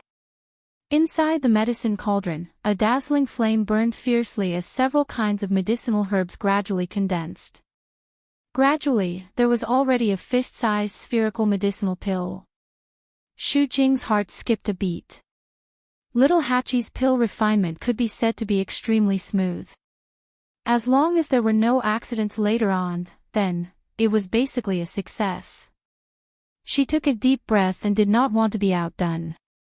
She started to form the pill. Condense. Boom. With a thought, the flame in the medicine cauldron burned wildly again, enveloping all the medicinal herbs in it and condensing them in the middle at the same time. Soon, the same round pill appeared in the middle of the flame. After refining thousands of medicinal herbs, they condensed at the same time and formed the pill. Such a method. As expected of Xu Jing. Fan Yunxiao praised with one hand behind her back. Unlike little Hachi's method of adding ingredients bit by bit, this method of forming the pill in one go would make the pill better in terms of appearance and internal medicinal effects. Of course, the difficulty was also higher. Although she was one step behind little Hachi just now, this move undoubtedly won back some face for Xu Jing. Yu Qian frowned and said in a low voice, "She is the medical sage. If she can't even do this, what will she look like?" One had to know that Xu Jing represented the palace of the illusory god and all the divine envoys. Being surpassed so easily, even if the competition was not over yet, it still made people feel very uncomfortable. The smile on Fan Yunxiao's face gradually faded. She shut her mouth in embarrassment and swallowed the rest of her words. Yu Qian usually looked gentle, but he was extremely arrogant and even conceited. Of course, he was not happy to see such a situation. Thinking of this, Fan Yunxiao suddenly turned around and looked at the figure on the steps of the palace of the illusory god. The man in the grayish-blue brocade robe was tall and straight, and his expression was indifferent. There was no emotion on his face. Fan Yunxiao retracted her gaze and could not help but think in her heart, the first divine envoy is still the first divine envoy after all. He is not like the second divine envoy, who can't keep his composure. That person is watching from above and hasn't expressed his opinion yet. Is it appropriate for the second divine envoy to be so impatient? Of course, these thoughts were only in Fan Yunxiao's heart. She did not dare to show it. No matter who it was, these two were people she could not afford to offend. Little Hachi is really amazing. Mu Hongyu sighed. You're almost forcing the eighth divine envoy into a corner. Chu Lue smiled and looked at her. Hongyu, lower your voice. It won't be good if someone else hears you. Anyone with a brain could guess who this someone else was. However, even though Chu Lue said this, he did not deliberately lower his voice. Xiao Ran silently looked at the two of them. Are you guys really not doing this on purpose? He did not know if it was an illusion, but the eighth divine envoy's expression seemed to have turned colder. Mu Hongyu stuck out her tongue. I'm telling the truth. Can't I even speak the truth in the palace of the illusory god? Although she was not a celestial physician, she had seen many people concoct pills over the years. In addition, she was very smart. With just one look, she could tell what Xu Jing was thinking. In fact, everyone present, as long as they were not blind, could tell. After all, her performance was too obvious. Of course, this matter could not be entirely blamed on her. If she did not seize the opportunity to counterattack, she would really be suppressed by little Hachi. If it was anyone else, it would be fine. However, it was little Hachi. Who did not know that these two had a long-standing grudge? It would be strange if she could tolerate little Hachi stepping on her head and winning the entire hole. Chu Luyue nodded in agreement. Little Hachi's performance is indeed much better than I expected. As she said this, she glanced at Mu Hongyu from the corner of her eye. Although her expression was normal, her almond-shaped eyes were still staring at the arena. She followed her line of sight and looked in that direction. A meaningful smile immediately appeared on her face. Then, she sighed softly. I'm not worried about little Hachi. It's just that young Master Jian. Mu Hongyu immediately turned around. Her eyes were filled with nervousness. What's wrong with him?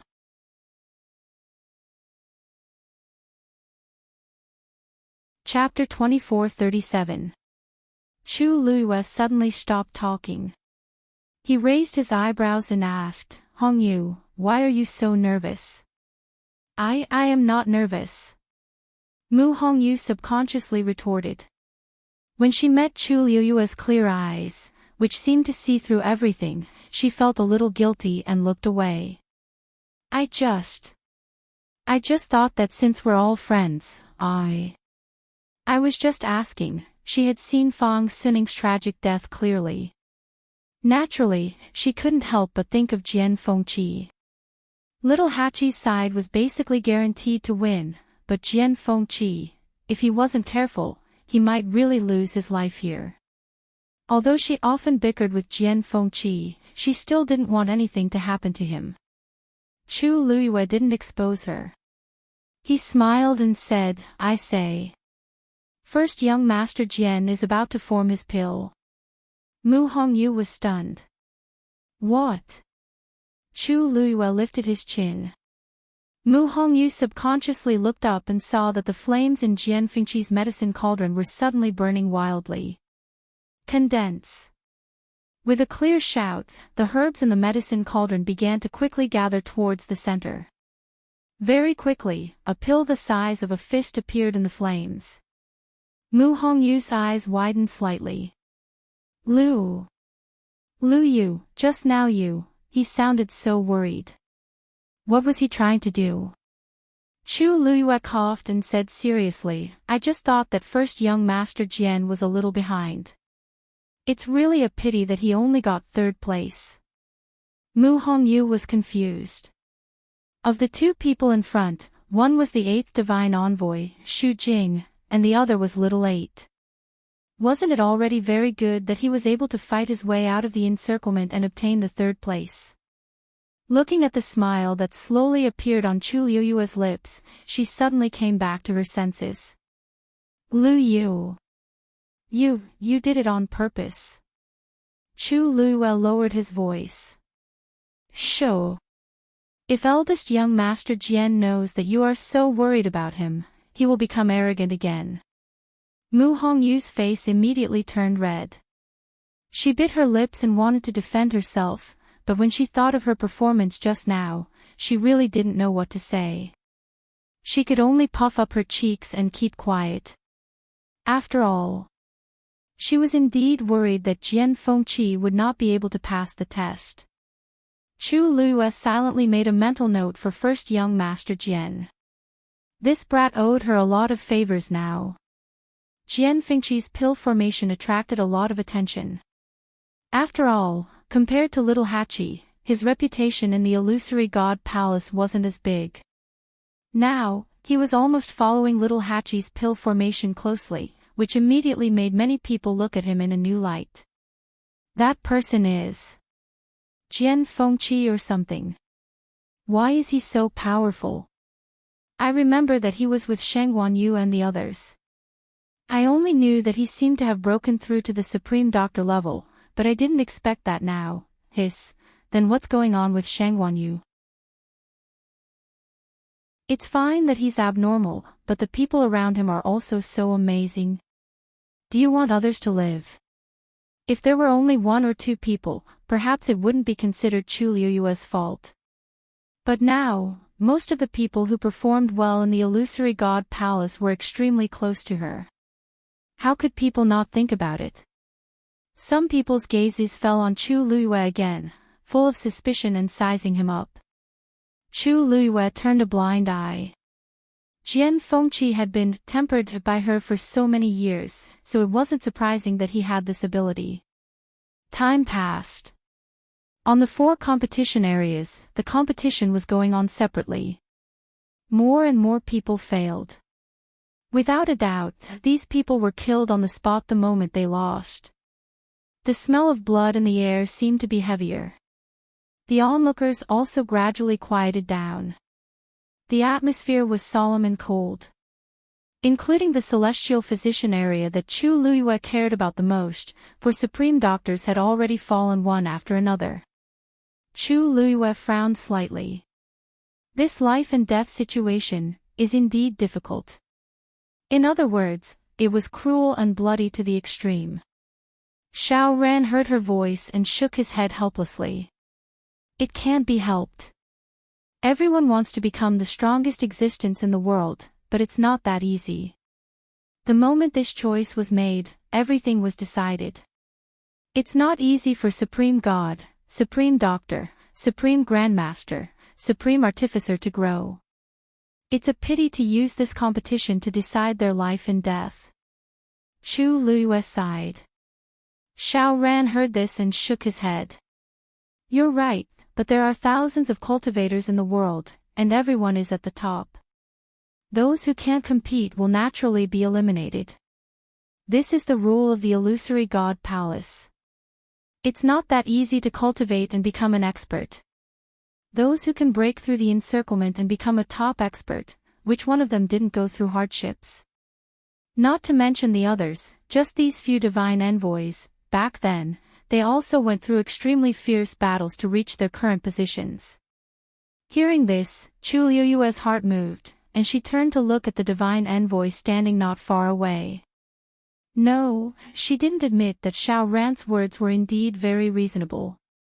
The divine envoys were indeed high and mighty, but this identity was also a symbol of their strength.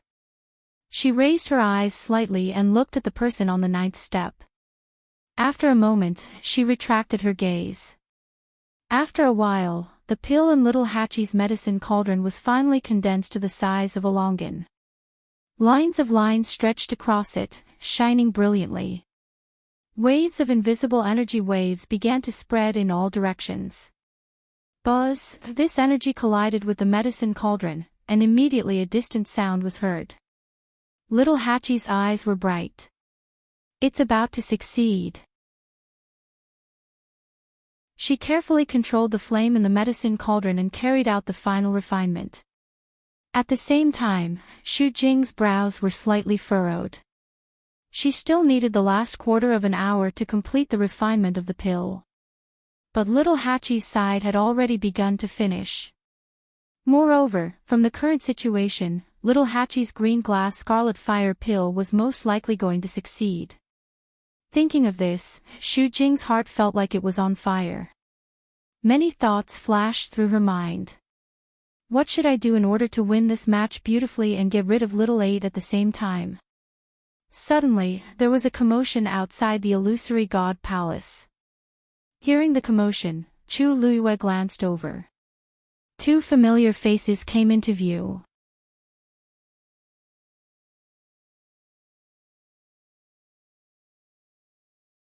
Furthermore, even though Jiu Long appeared to be very polite to her on the surface, in reality, there was a feeling of avoidance.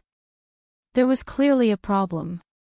But she didn't seem to have done anything, did she? Seeing that Chu Luiyue was also in a daze, the few of them could only put away their doubts. Only Suli murmured, "These divine envoys are really unpredictable." Jiu Long came to Yu Qian and the others and was also silently interrogated by everyone.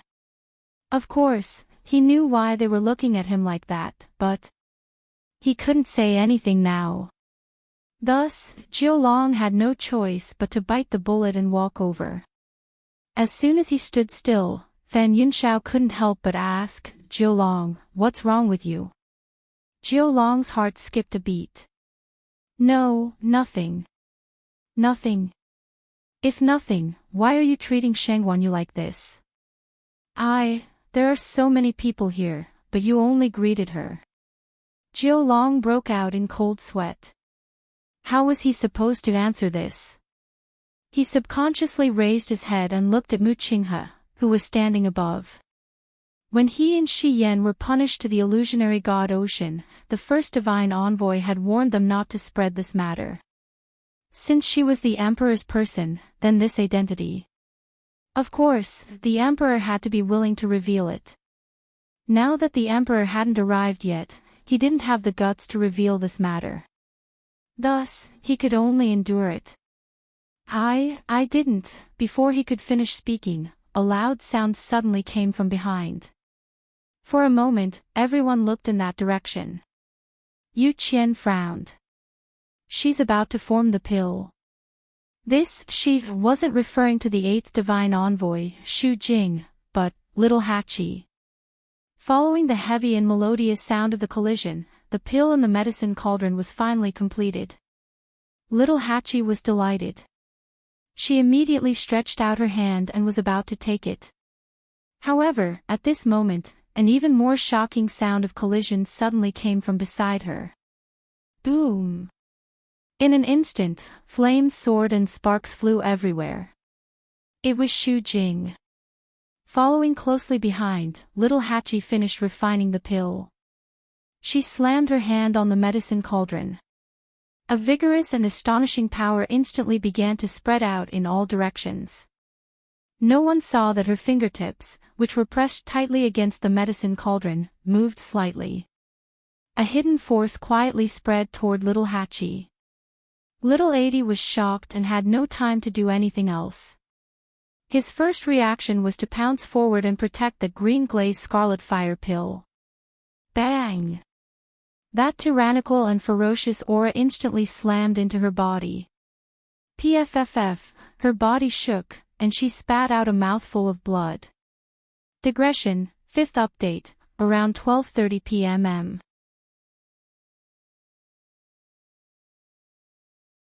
Chapter 2439. Little Hachi. Chu Luiyue was shocked and immediately ran in that direction. Chi Han did not hesitate and followed closely behind. Su Li and the others were stunned for a moment. Seeing this, they did not care about anything else and rushed forward. However, when Chu Luiyue arrived outside the competition area, she was suddenly stopped by an invisible force. Mu Qinghe's voice was cold and indifferent. No one is allowed to come near the life and death juncture. Chu Luiyue suddenly turned her head and stared at that figure. Although there was still a distance between them, she could still clearly see the undisguised coldness on that face. When he met her gaze, his expression did not change at all. It was bone-chillingly cold. Chu Luiyue gritted her teeth and clenched her fists. At this moment, Shu Jing leaped and put the divination pill into the jade box. Crack! As the jade box was sealed, she landed lightly on the ground. A rich medicinal fragrance spread in the air. Obviously, this medicinal pill of hers had been successfully refined. However, Little Hachi, who was not far away, was in a completely different situation. The impact of the force just now was too sudden. She only wanted to protect the pill and did not have time to set up a defense for herself. This time, she directly crashed into the medicine cauldron. The corners of her mouth and chest were stained with blood. It was bright red and glaring. However, her complexion was extremely pale. It was obvious that she had suffered severe internal injuries. At this moment, she was half leaning on the side of the medicine cauldron. She supported herself with one hand, and her knuckles were white. Little Hachi. Are you okay?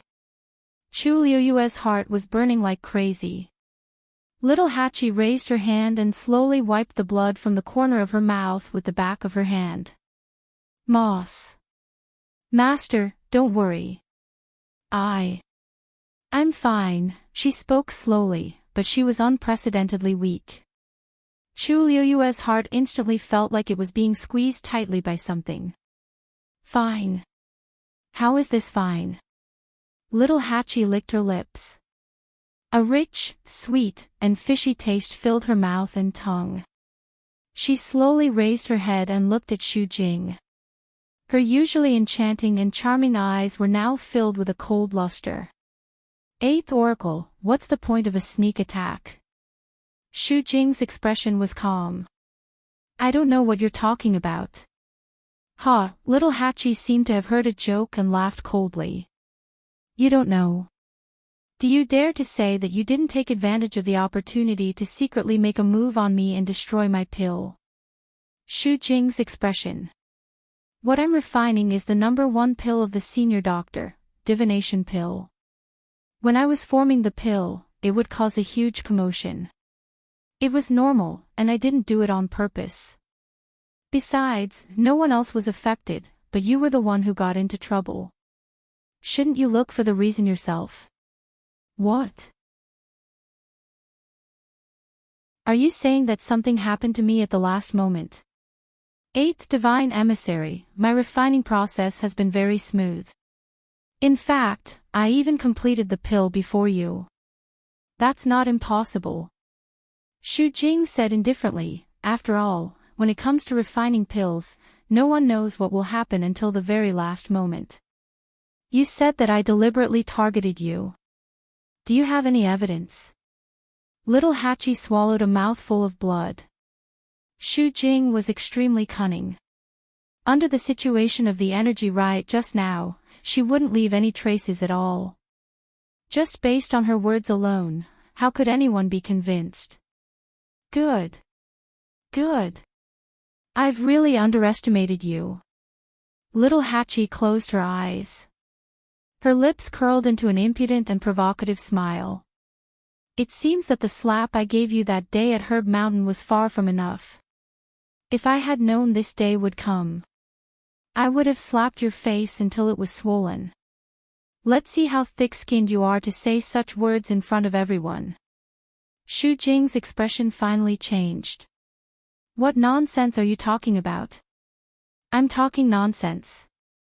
Why are you licking your face and spouting nonsense? Little Hachi's vision turned black, but she was still holding on with her anger. She sneered. Why, as the 8th Divine Envoy, do you feel embarrassed after losing to me? So unscrupulous. Little Hachi's words were so fierce that Xu Jing was almost speechless. After all, there were many people around. There were many things that she couldn't say. Thus, she endured it again and again before finally saying, I don't want to argue with you about this. There's no need to pay attention to slander. But, your Emerald Scarlet Fire pill has been destroyed. Then, you've lost this life and death trial. What she meant was that she wanted to take little Hachi's life. Chu Luyue heard this and immediately shouted in a deep voice, How dare you? Xu Jing turned her head and glanced at her. A faint and sarcastic smile appeared at the corner of her mouth. Why, Sheng Wanyu, do you think you can interfere in this life and death trial? Today, little Hachi must die. Chu Luyue stared at her. She had been watching very carefully before. Little Hachi's alchemy had been very smooth and there hadn't been any problems. It was Xu Jing who had secretly tampered with the alchemy that led to this situation. She pursed her lips coldly. Of course, I don't have the right to do so. But, the 8th Divine Envoy's character has really opened my eyes. Xu Jing's chest tightened. Chu Luyue had already looked at Mu Qinghe. You're in control of the competition area. Just now, you should know best whether or not someone had secretly tampered with the alchemy, right? Xu Jing's heart sank and she looked over as well. First Divine Envoy, such an unreasonable person should be severely punished. Moreover, there was also little 8. Since he had failed, he should be executed immediately. As soon as she finished speaking, several rays of light flew up from little Hachi's feet and wrapped around her. Chu Liuyue's heart suddenly sank. However, at this moment, a sharp sword suddenly pierced through the air and flew toward them. Chi! Those few streams of light were instantly crushed. Then, a tall and slender figure appeared in front of everyone. He was dressed in neat and tidy clothes, and there was a cold aura around him. An indescribable pressure spread out from his body. Little Hachi looked at the sword and subconsciously raised her head. Brother Enchanting. Everyone who saw the person's face was shocked back to their senses. Xu Jing's expression changed drastically. Who are you calling?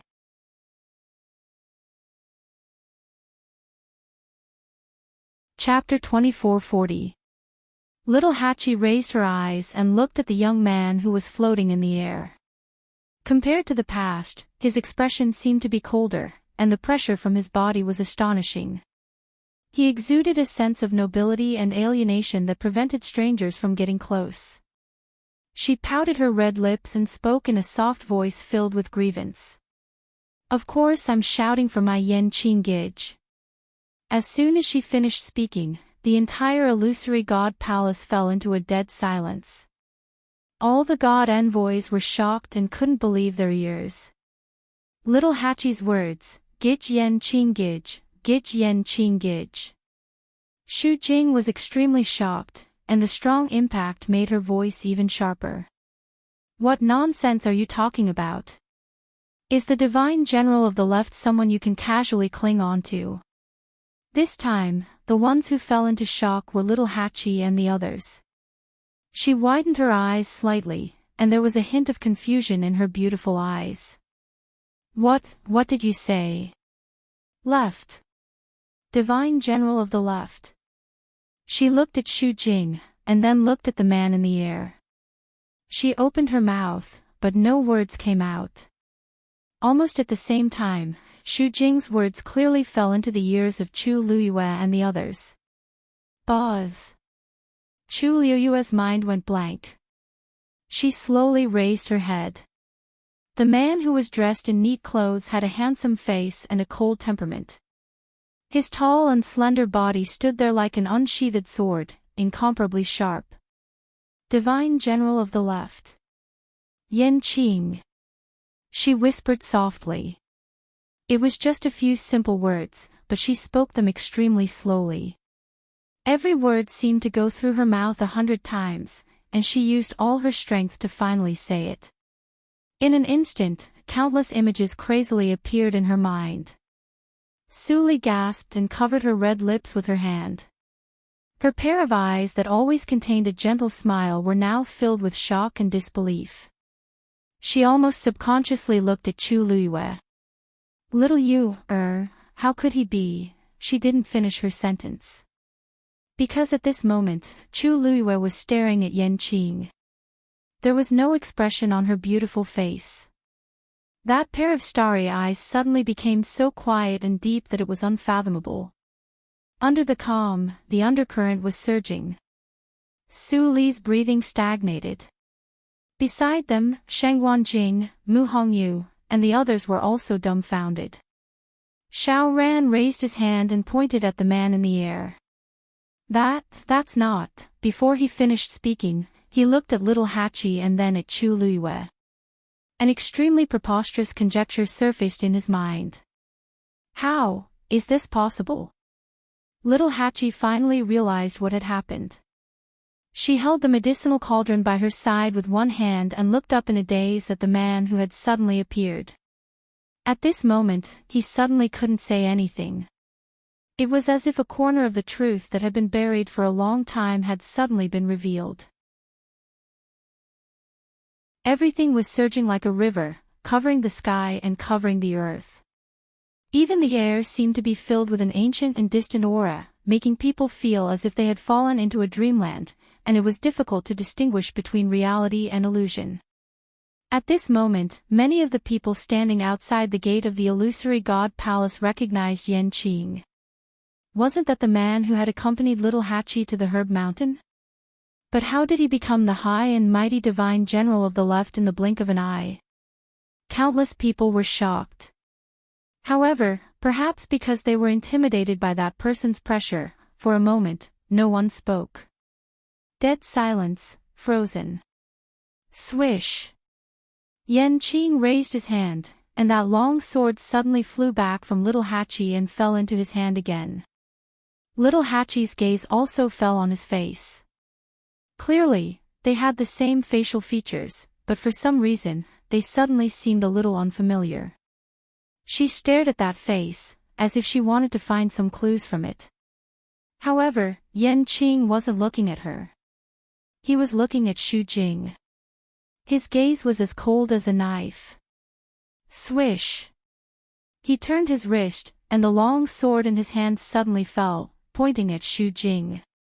The sharp edge of the sword was full of majesty. The life and death juncture is the last stage to screen cultivators before ascending to the heavens and becoming a god.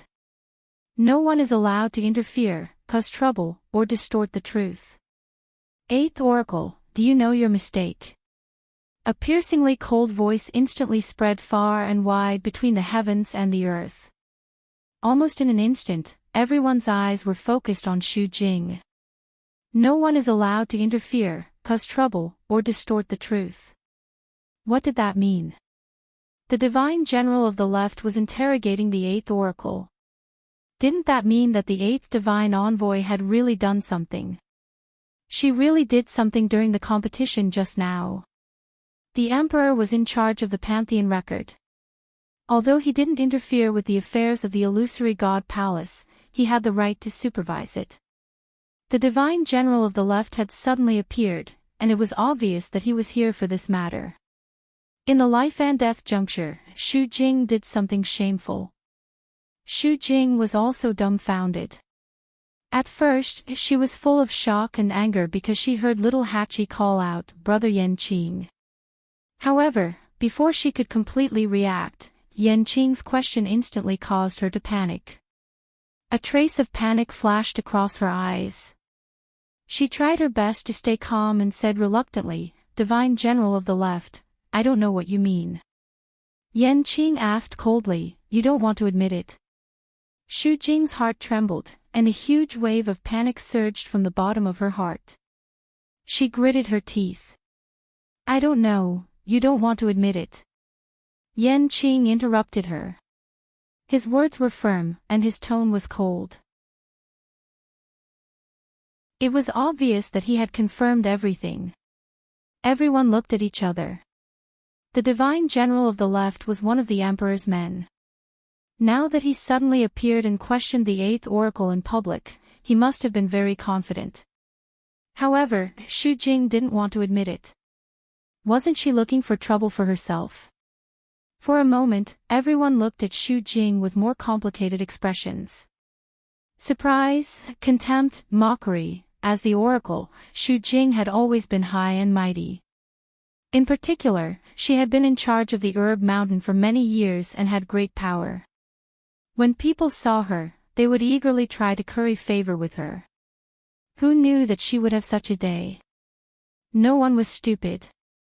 They could figure out what was going on with the current situation. She was the culprit behind little Hachi's accident at the last moment. Xu Jing clenched the jade box in her hand. Her delicately manicured nails were almost broken. The sharp pain made her regain some consciousness. She looked up at Yan Qing and asked, "Divine General of the Left, are you sure that I deliberately stopped little Hachi from making the elixir just now?" Yan Qing didn't say anything, but his expression couldn't be more obvious. Xu Jing suddenly laughed and asked softly, "What are you talking about?" "Then I want to ask, why did I do that? Who is she? Why did I take such a risk?" Yan Qing narrowed his eyes. Coldness overflowed from his body, and he suddenly clenched the hilt of his sword. It was her own incompetence that ruined the elixir. "Now, you want to push the blame to me?" She sneered. Did I do something, or did the divine general of the left not want to see her lose so badly? Who knows?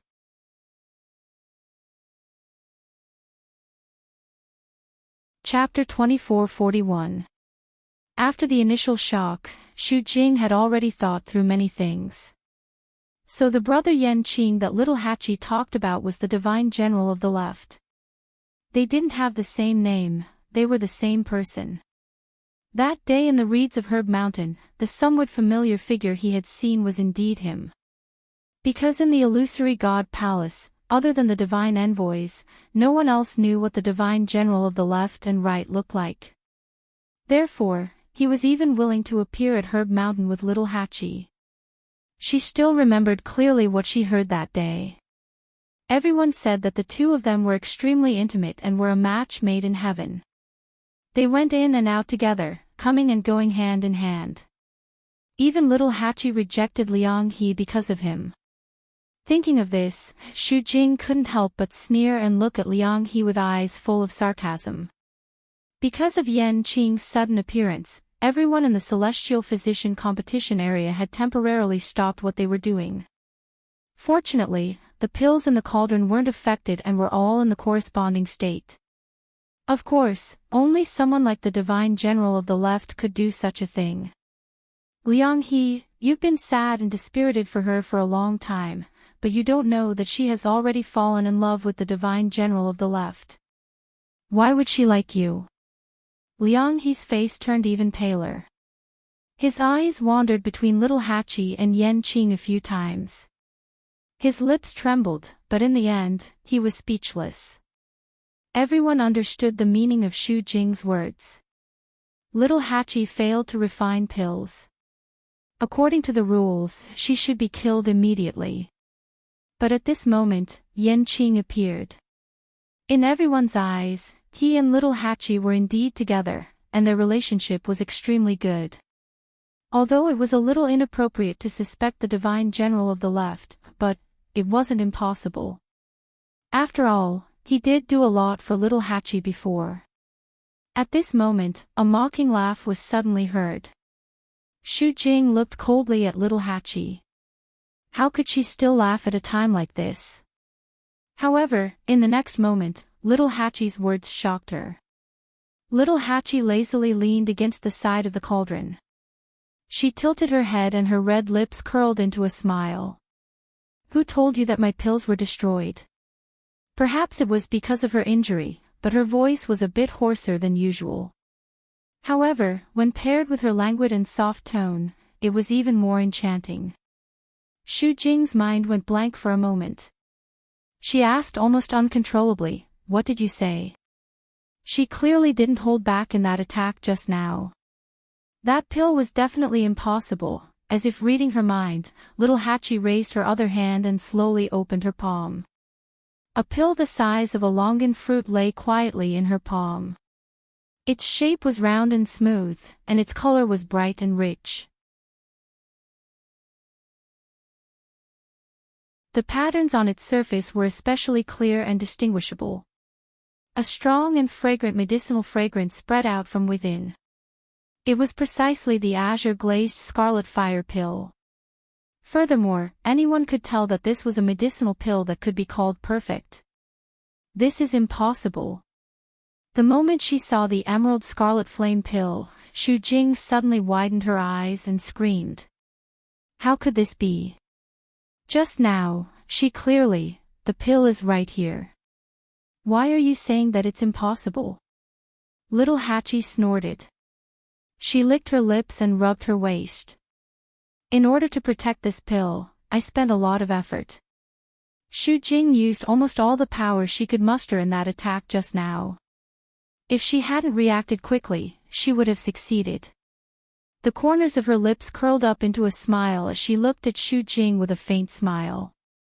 Eighth messenger of God, I should have passed this trial of life and death, right? Now, do you still want to kill me on the spot? Silence. The air seemed to have frozen. Everything froze at this moment. Xu Jing only felt a buzzing sound in her head, and her vision turned black. She actually, really managed to protect that pill.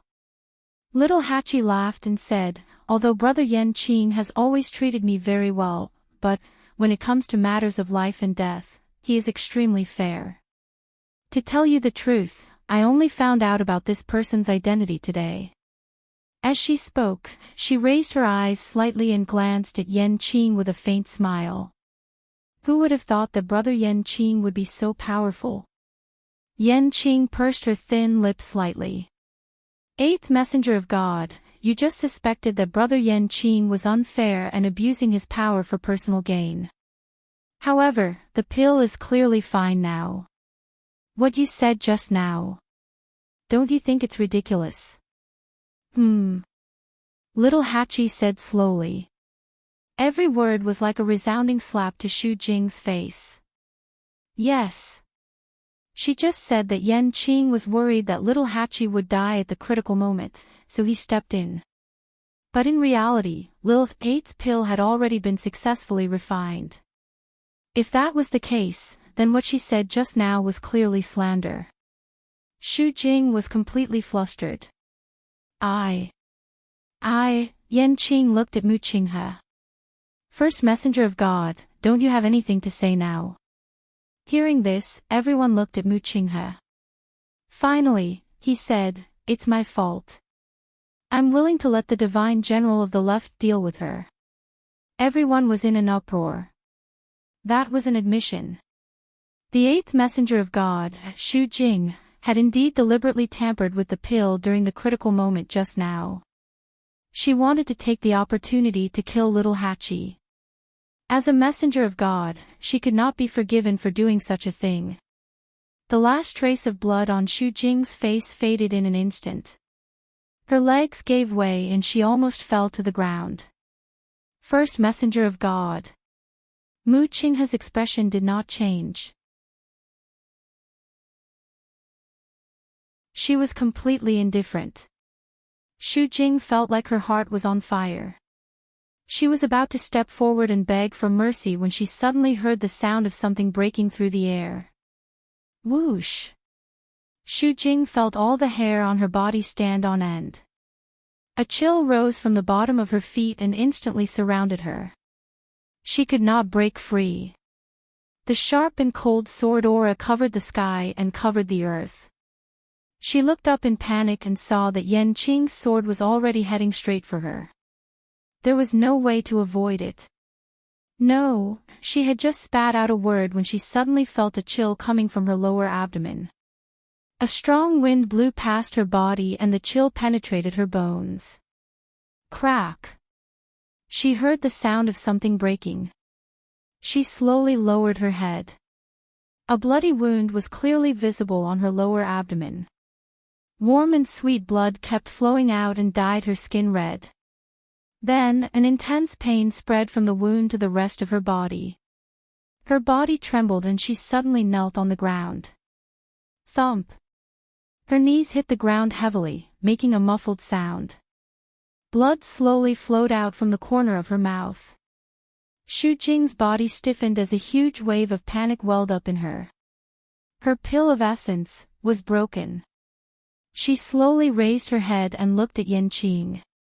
He was suspended in midair, high and mighty. Suddenly, he frowned and walked toward her. There seemed to be a deeply hidden worry in his eyes. Shu Jing's eyebrows twitched. Yan, a gust of wind blew past. He had already passed by her side.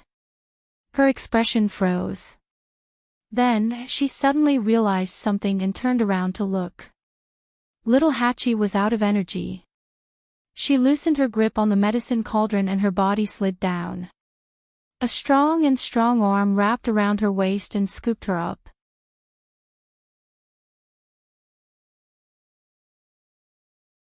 Chapter 2442. Little Hachi was already seriously injured. She was barely holding on with her willpower.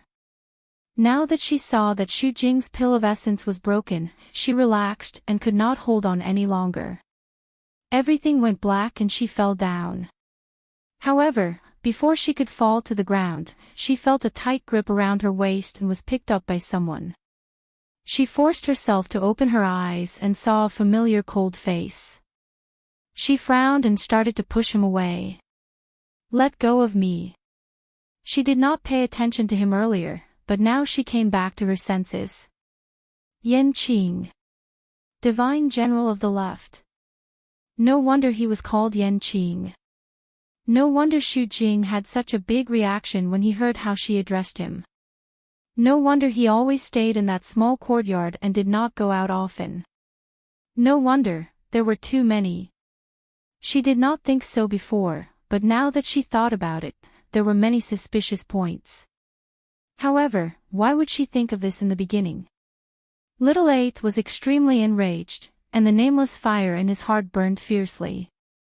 Let go. She pushed Enchanting hard with both hands. Unfortunately, this little bit of strength was not enough for Enchanting. Apart from touching a sturdy chest, there was nothing else. Stop it. Enchanting frowned and carried her out of the competition area. Little Hatchie was furious. Stop it. He actually said that she was making a fuss. Please, can you figure out who was the one who lied first and did something wrong? She gasped and raised her voice. Men and women should not touch each other. Don't you know this? Enchanting stopped in his tracks. However, it was only for a moment, and he continued to walk forward. Little Hatchie began to twist crazily in his arms, wanting to jump down. She did not want to see this face at all. Enchanting frowned slightly. He exerted force with his palm, turned slightly, and held her waist. Suddenly, his whole body stiffened. Little Hatchie was wearing a short top and a long pleated skirt. Usually, when she stood, the string of broken jade tassels on the hem of her short jacket barely covered her slender and fair waist. Now that she was being held in Enchanting's arms, her slender waist was exposed whenever she moved. Enchanting's hand just happened to press on that warm and soft spot. Under his palm, there were a few broken jade beads, a few tassels wrapped around his fingers, and an incredible softness and smoothness. That warmth seemed to spread from the center of his palm. His ears were suddenly dyed with a faint red. For a moment, he didn't know if he should continue or, however, at this moment, little Hatchie's body suddenly curled up and let out a low groan. His voice sounded like he was in great pain. Enchanting frowned and looked down.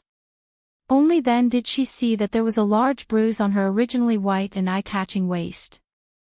There were even traces of blood on it. It was truly a ghastly sight. Enchanting almost immediately understood that this injury was caused by her bumping into the medicine cauldron just now. And that time, he had pressed right on her wound. He immediately changed the position of his hand. Little Hatchie's aggrieved voice was heard. Enchanting. You're hurting me. Although she was angry, because of her grievance, her voice became extraordinarily soft, and there was a faint hoarseness in her voice. Enchanting's body stiffened. After a moment, he said in a low voice, I won't. His voice was very low, and not many people heard it. But little Hatchie heard it. Shu Jing also heard it. Her temples were throbbing, and her heart felt like it was being squeezed by something. Even the pierced wound on her lower abdomen became numb to the pain. I won't. When had the aloof and cold-hearted divine general of the left ever whispered to anyone in such a soft voice? She swallowed a mouthful of blood, and her hands that supported her body gradually tightened, making ear-piercing sounds on the ground. The rough and sharp pain couldn't be reduced in the slightest. She stared at the two of them. Little Hatchie didn't seem to appreciate it. She just turned her head, and the corners of her eyes were red. Enchanting carried her in silence and arrived at the house. In front of Chu Luiyue. Enchanting finally put little Hatchie down. As soon as little Hatchie's feet touched the ground, she immediately pounced on Chu Luiyue. Master. Chu Luiyue supported her and checked her pulse. She frowned slightly. Shu Jing had used a lot of strength, and little Hatchie's internal injury was indeed very serious. She took a deep breath, took out a pill, and fed it to little Hatchie. Then she poured some of her divine power into little Hatchie's Yuan meridian to heal her injury. After a long while, little Hatchie's face finally regained some color. But her body was stained with blood, her eyes were red, and there was a large bruise on her waist. She looked really pitiful. She sighed with heartache. Don't do this again. How can that pill be more important than you? Little Hachi's red lips twitched slightly. But I want to come and find Master. If she failed, she would lose face and be killed on the spot. How miserable would that be? So, no matter what, she had to protect this emerald scarlet fire pill. Chu Luiyue didn't say anything. She took out another jade bottle. With a flick of her slender fingers, she took out a piece of ointment with a faint green color and applied it on little Hachi's waist. A cool feeling washed over her, instantly relieving the pain. Little Eight hugged one of her arms and leaned his head over, pouting his lips and acting cute. I knew Master was the best to me. Chu Luiyue lowered her head and applied the ointment slowly and carefully. The surroundings were silent. Yan Qing stood in front of them, holding a sword with one hand. Su Li and the others looked at each other and exchanged glances. Then, they tacitly maintained their silence. A thin layer of sweat gradually appeared on Yan Qing's forehead. Finally, Chu Luiyue stopped. Hongyu, help little Hachi to rest. Mu Hongyu hurriedly said, "Ah. Okay." As she spoke, she had already walked forward to help little Hachi. Before little Hachi could take a step, Chu Luiyue said lightly, "Wait. Little Hachi, you haven't thanked the Divine General of the Left.